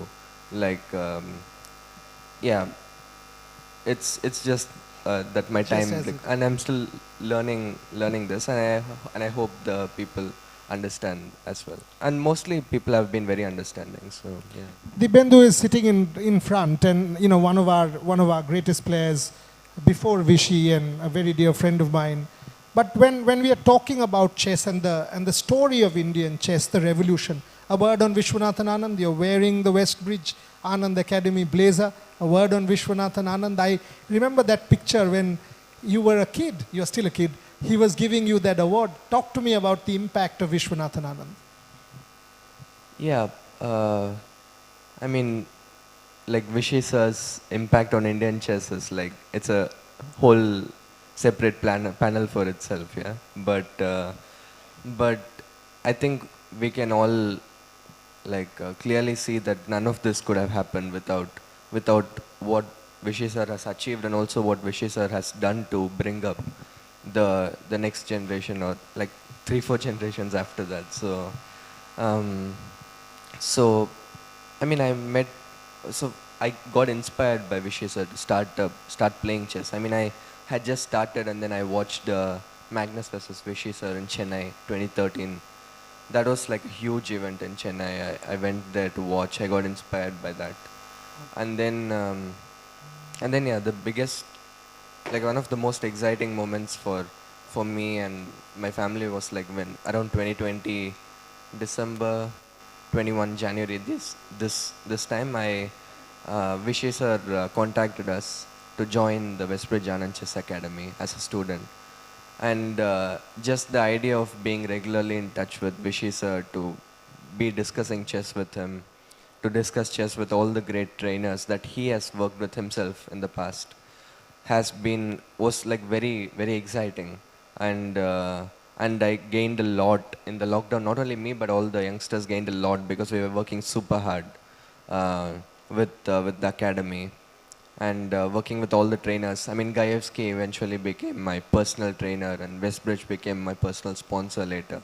So Vaka has been like very, very crucial for my transition into a grandmaster to an elite player. And yeah, Vishy sir, to be regularly in touch with him, to get his insights. For example, in the World Championship, before the World Championship and before the candidates, we had some discussions and about how his experiences was. And there was a nice moment, like after I lost the first game in the World Championship, Vishy sir was also present in Singapore. So we were in the same hotel. I was just walking back from the game, from the press conference. I was obviously upset after the first game. He was in the same lift. And yeah, I think he didn't know what else to say. So after, I mean, when I was about to get down from the lift, he just said, I had 13 games, you have, I had 11 games, you have 13 games. He was referring to his Topalov match where he lost the first game and then he won the last game to become world champion. And it was like amazing to see the same thing happened for me. So brilliant story. Brilliant story. Absolutely brilliant story. But when you're talking about Anand, what about the Gen Z advertisement?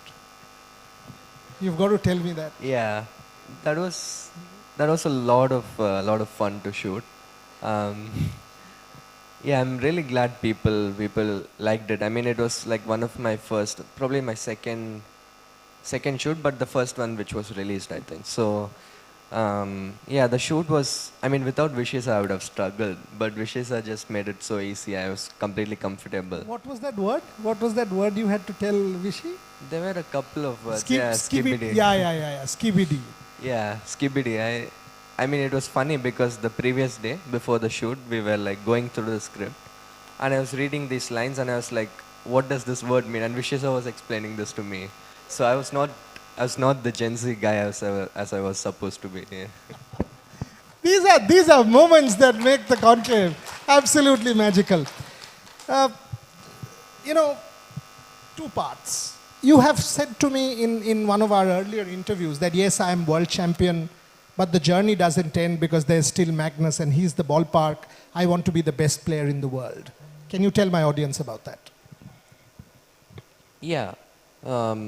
So since Magnus hadn't competed in the World Championship cycle, which is a completely understandable decision, like it's clear that the World Champion title is, I mean, I'm very honored to have that, but there's still a long way to go before, you know, like comparing myself with Magnus or anything like that. So I think it's a positive thing that I have the World Champion title, but I also have like but also there is someone like Magnus to look up to, and to work, to set as a benchmark and work towards. So other than that, also clearly I could improve in the other formats, rapid and blitz. Now freestyle has come up. So lot of exciting things, and I mean, when you have nothing to work towards, you get bored. So, but I have nothing of that sort. Of that sort, I have lot to look forward to, lot to improve. And also in classical, like I'm world number 3 now, I think. So it's still a long way to go. So yeah.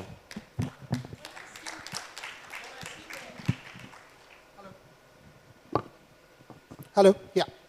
When I see the overall vista of Indian chess, I see you not yet 20, I see Prag, I see Arjun winning the last tournament also 2800 plus, I see Nihal, I see all of you all, you know, the Gary Kasparov's words, wish his children have all arrived. Is this India's decade in chess? And when I add a Koneru, Hampi, a Vantika, a Tanya, and that Olympiad gold for our women, men's gold, women's gold, is this India's decade in chess? Yeah, I think most probably. I mean, I don't think there is any other country where like there are so many players at the top who are also just coming up. They are not like, for example, US has like a lot of amazing players, but they are already, I mean, well-established players. And now all of us, like myself, Prag, Arjun, Vidit is still going strong. Nihal, Arvindana is like has been playing really well recently. He's about to win the Prague Masters, I think. So, yeah, all these players, it's really, really amazing to see how we are like pushing each other, growing together, and this very healthy rivalry that we have. And already we've been seeing like a lot of important tournaments. Indians are constantly at the top, like the Olympiad, I mean the candidates, Olympiad, World Championship, Tata Steel, yeah, lot more other tournaments. So it's really nice, and I think, yeah, I mean all of us are also hungry. We are not stopping to work hard at any point. We'll be constantly growing. So yeah, it's really exciting for Indian chess, and I'm really, really happy to be a part of this amazing group. Last question from me before I call a colleague of mine who was there in Singapore. I need Atreyo Mukhopadhyay on stage after this question. Folks, can you get Atreyo for me, please? Because Atreyo's there? Yeah, so Atreyo needs to come up on stage to join me because he covered that World Championship match in Singapore every single day. He used to ask you questions at the press conference, and Atreyo and I were chatting, and he said, you know, I want to ask Gukesh a couple of questions. I said, you're absolutely welcome. But the last from me, and then I'll maybe ask one more. When you mentioned all of these players, you know, Arjun, yourself, and Prag, and you guys, I'm sure you guys compete between yourselves, but you guys are also very good friends. You and Prag, for example. How is that possible? I mean, how do you maintain that balance between competing and being very good friends? I think it is kind of a challenge. I mean, it helps that we know each other for a very long time since we were very young. At least most of the guys. But for me, I'm not like personally like. I mean, I have good relations with with everyone basically. But I'm not like very close friends with anyone.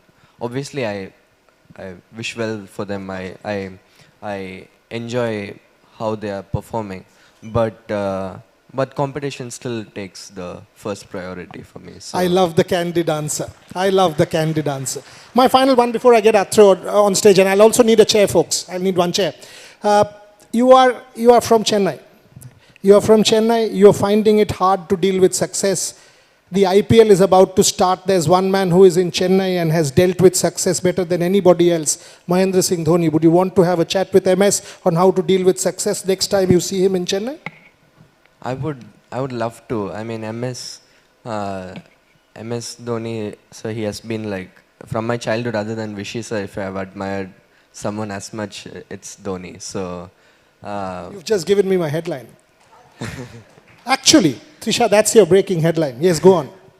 yeah, I really admire how not only his achievements, how he plays, but how he handles himself on the field, how he handles these critical moments. It's really inspiring.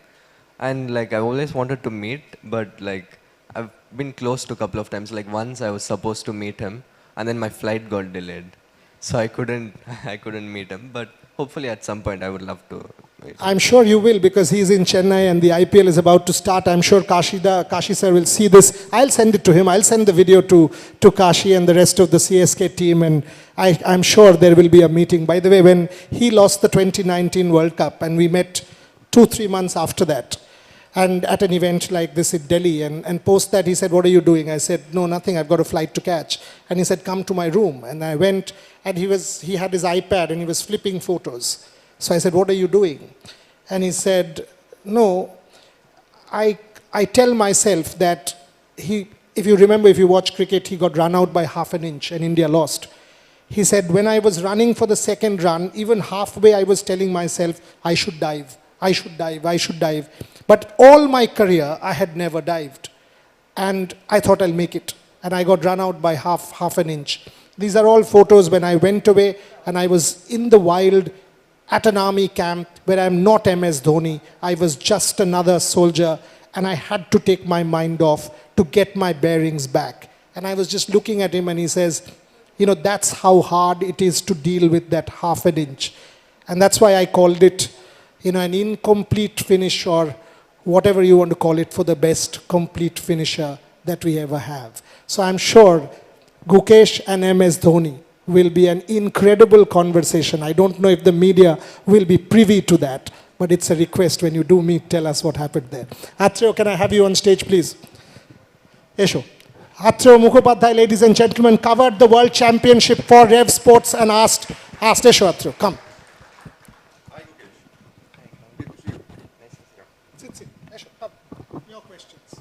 Atreyo covered Gukesh's World Championship and used to ask him questions every day in Singapore. Your questions, Atreyo, for Gukesh. Well, it was a very difficult assignment for me. To cover a chess match of that magnitude, featuring this level of players, was a different kettle of fish for me. I don't want to get into the game and all that. I noticed something, Gukesh, that during one of the games, I forgot which round, there was a data from the official feeder channel that Gukesh has his eyes closed for about 80 minutes out of 180 minutes or something like that. Yeah, I read about that. Yeah. So I want to ask, were you thinking, were you avoiding eye contact? What exactly was it? Because it's a very weird data. Yeah, I did read about this. Like for the 20% of the time I was closing my eyes or something, but I didn't realize I did it that much. I mean, it was just that, so in a normal tournament setting, you would have other games going on, and like generally when you know what you're going to reply for your opponent's move, and he's taking a long time to think, you just walk around, you look at the games, because it's good to like refresh your mind even during the game, because you can't stay focused for like 5-6 hours at a stretch. But in the World Championship, you are just inside the glass box. Not even games, but there's nothing inside the glass box, only the two of us. Like you could literally hear the other person breathing. It's like that quiet there. So it's like, yeah, I mean, I was just, so for example, in the first game, I was just, when my opponent was taking a long time to think, I was just walking around, not looking at anything, just walking around. So I just realized instead of wasting energy, I'll just sit and close my eyes and just do nothing, yeah, just focus on my breathing. And it kind of helped, because I wasn't like getting bored, I wasn't spending energy, I was staying focused. And yeah, sometimes maybe I was overdoing it a bit, but it was I think a nice thing to do in that setting. Cool, huh? Keep your eyes closed and become the youngest ever world champion. about walking, I just want to tell you something that Gukesh and Ding Liren, they were staying at the hotel where the match was taking place. They used to come down from the elevator, walk towards the playing arena. It took about some 8-10 seconds. It was very close by.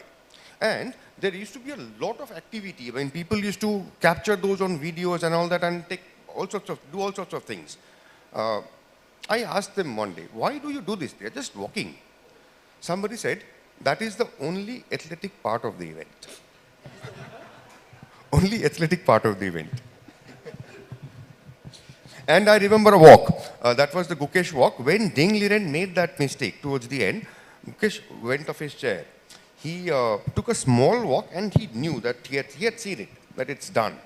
Right? I mean, was it a bit of a surprise to see that kind of a mistake from this kind of a champion in this bigger match? Obviously, this is not a mistake you would like expect or anything, but also if you remember this like the 14th game of a 1 month long match with like 6 months time, I mean preparation time, you're obviously exhausted at that point. And even if you look at the time difference, I had like 1 hour, he had like 8 to 9 minutes at that point when he made a blunder. And also like I still do think that people kind of underestimated the position a bit. I don't think it was that easy as most people thought. It should end in a draw obviously, but like I thought there was still venom in the position and he was clearly nervous. He was like, before every move he was hesitating like a couple of times. So like under so much pressure, these mistakes happen. Like no matter how strong the player is, these things happen. And yeah, I try not to think too much about it. I'm just grateful that it happened. And so was I. So was I. I was grateful to be there, to have seen that history.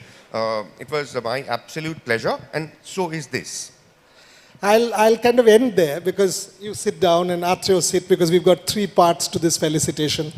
But he's just said that yes, he was grateful, and he ought to be. He became world champion. Atreo, bosho, please. No, bosho. He became world champion. But the truth is, ladies and gentlemen, even after becoming world champion, when the press conference happened, Gukesh spent a good 2 to 3 minutes complimenting and congratulating Ding Liren. That's sportsmanship. Make note, that's sportsmanship. I will move on. This is a 3-part presentation. This session was the AGS Federal Life Insurance session. And my friend Debashish has to come up, please, to felicitate Gukesh. Can I have the creative, please? Gukesh, to be felicitated by Debashish Dattagupta. Ladies and gentlemen, Gukesh Domaraju, world champion. Please, can I have it on stage, please? Not that. The felicitation.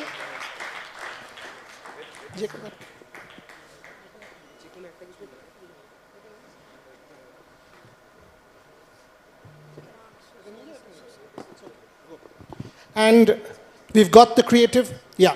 So, Debashish, to felicitate Gukesh. Irambai, if you want a photograph, this is your chance. I'll give you a chance. Come on. You won't get to meet Gukesh multiple times. I'm giving you an opportunity. Please come. Iram Kidwai, head of marketing for AGS Federal, has been a friend of mine from donkey's years and one of the greatest supporters of Rev Sports, ladies and gentlemen. That's part 1. That's part 1 of the felicitation. Part 2. Part 2 of the felicitation. Thank you, Irambai. Thank you, Debashish.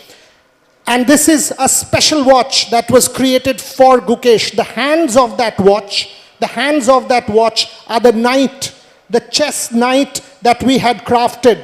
And I need Shuparna Mitro, the head of Titan Watches, to come and present that watch to Gukesh Domaraju, please. That we created specifically for the Trailblazers conclave to be handed over to Gukesh as our Athlete of the Year 2024, Gukesh Domaraju. Yes, thank you very much, ma'am. And the photo up there, and my final part, I need Shormishta Guptu on stage. Is she around? I know she's there at the luncheon area, but Dibyendu Borua and the West Bengal Chess Association, right? You, Dibendu and your colleagues from West Bengal Chess, please come up on stage for a felicitation of Gukesh. Gukesh is captain at the Olympiad. Dibendu had asked me that he's coming to our state. We want to felicitate him on stage, and it is with pleasure that we are felicitating Gukesh. If one of you can call Shormishta on stage, it'll help. Not that, wait, no.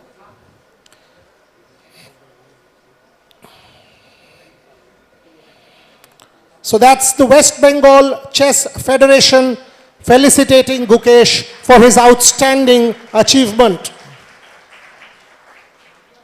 Okay. Shormishta is not here. Vinod, can I have you on stage, please? Shormishta is here. There you go. Shormishta and Vinod, both of you on stage. Both of you on stage. Let's take this photo up and then the final part. Let this happen. Yeah, Tuleno. Shormishta and Vinod, both of you on stage, please. Kothay galo? Prantik ache. Prantik. Shormishta, Vinod, Prantik, all of you on stage.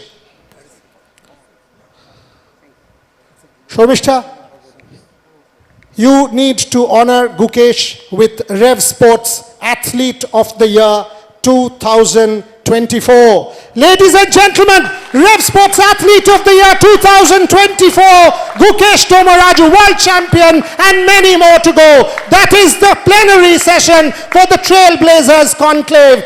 Gukesh being honored by Shormishta and our team. This is an outstanding achievement. Can we please have the photo of all of you? I want to join into this one.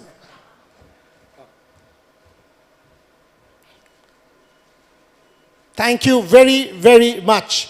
Absolute joy and pleasure. But I need my birthday gift, that chessboard that you've got for me. I can't not miss it.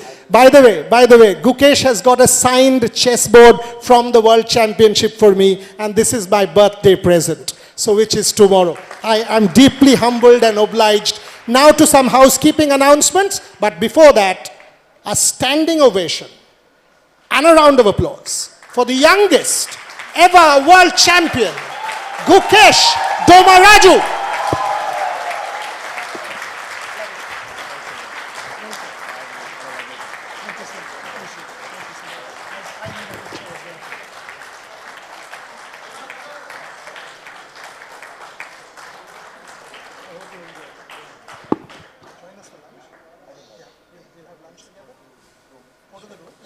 So, Vinod, he needs to go to the room.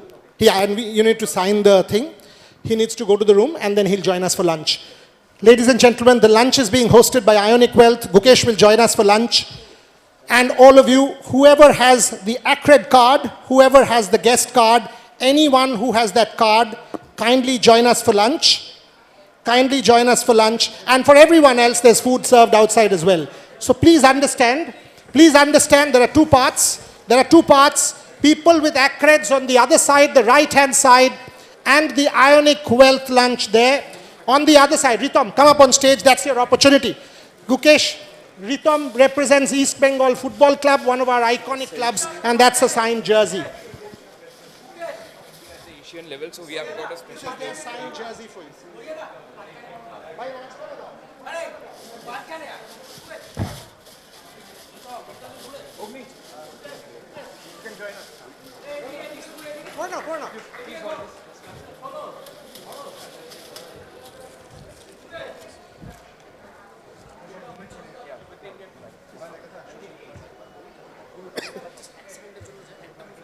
ঠিক আছে? Okay, thank you.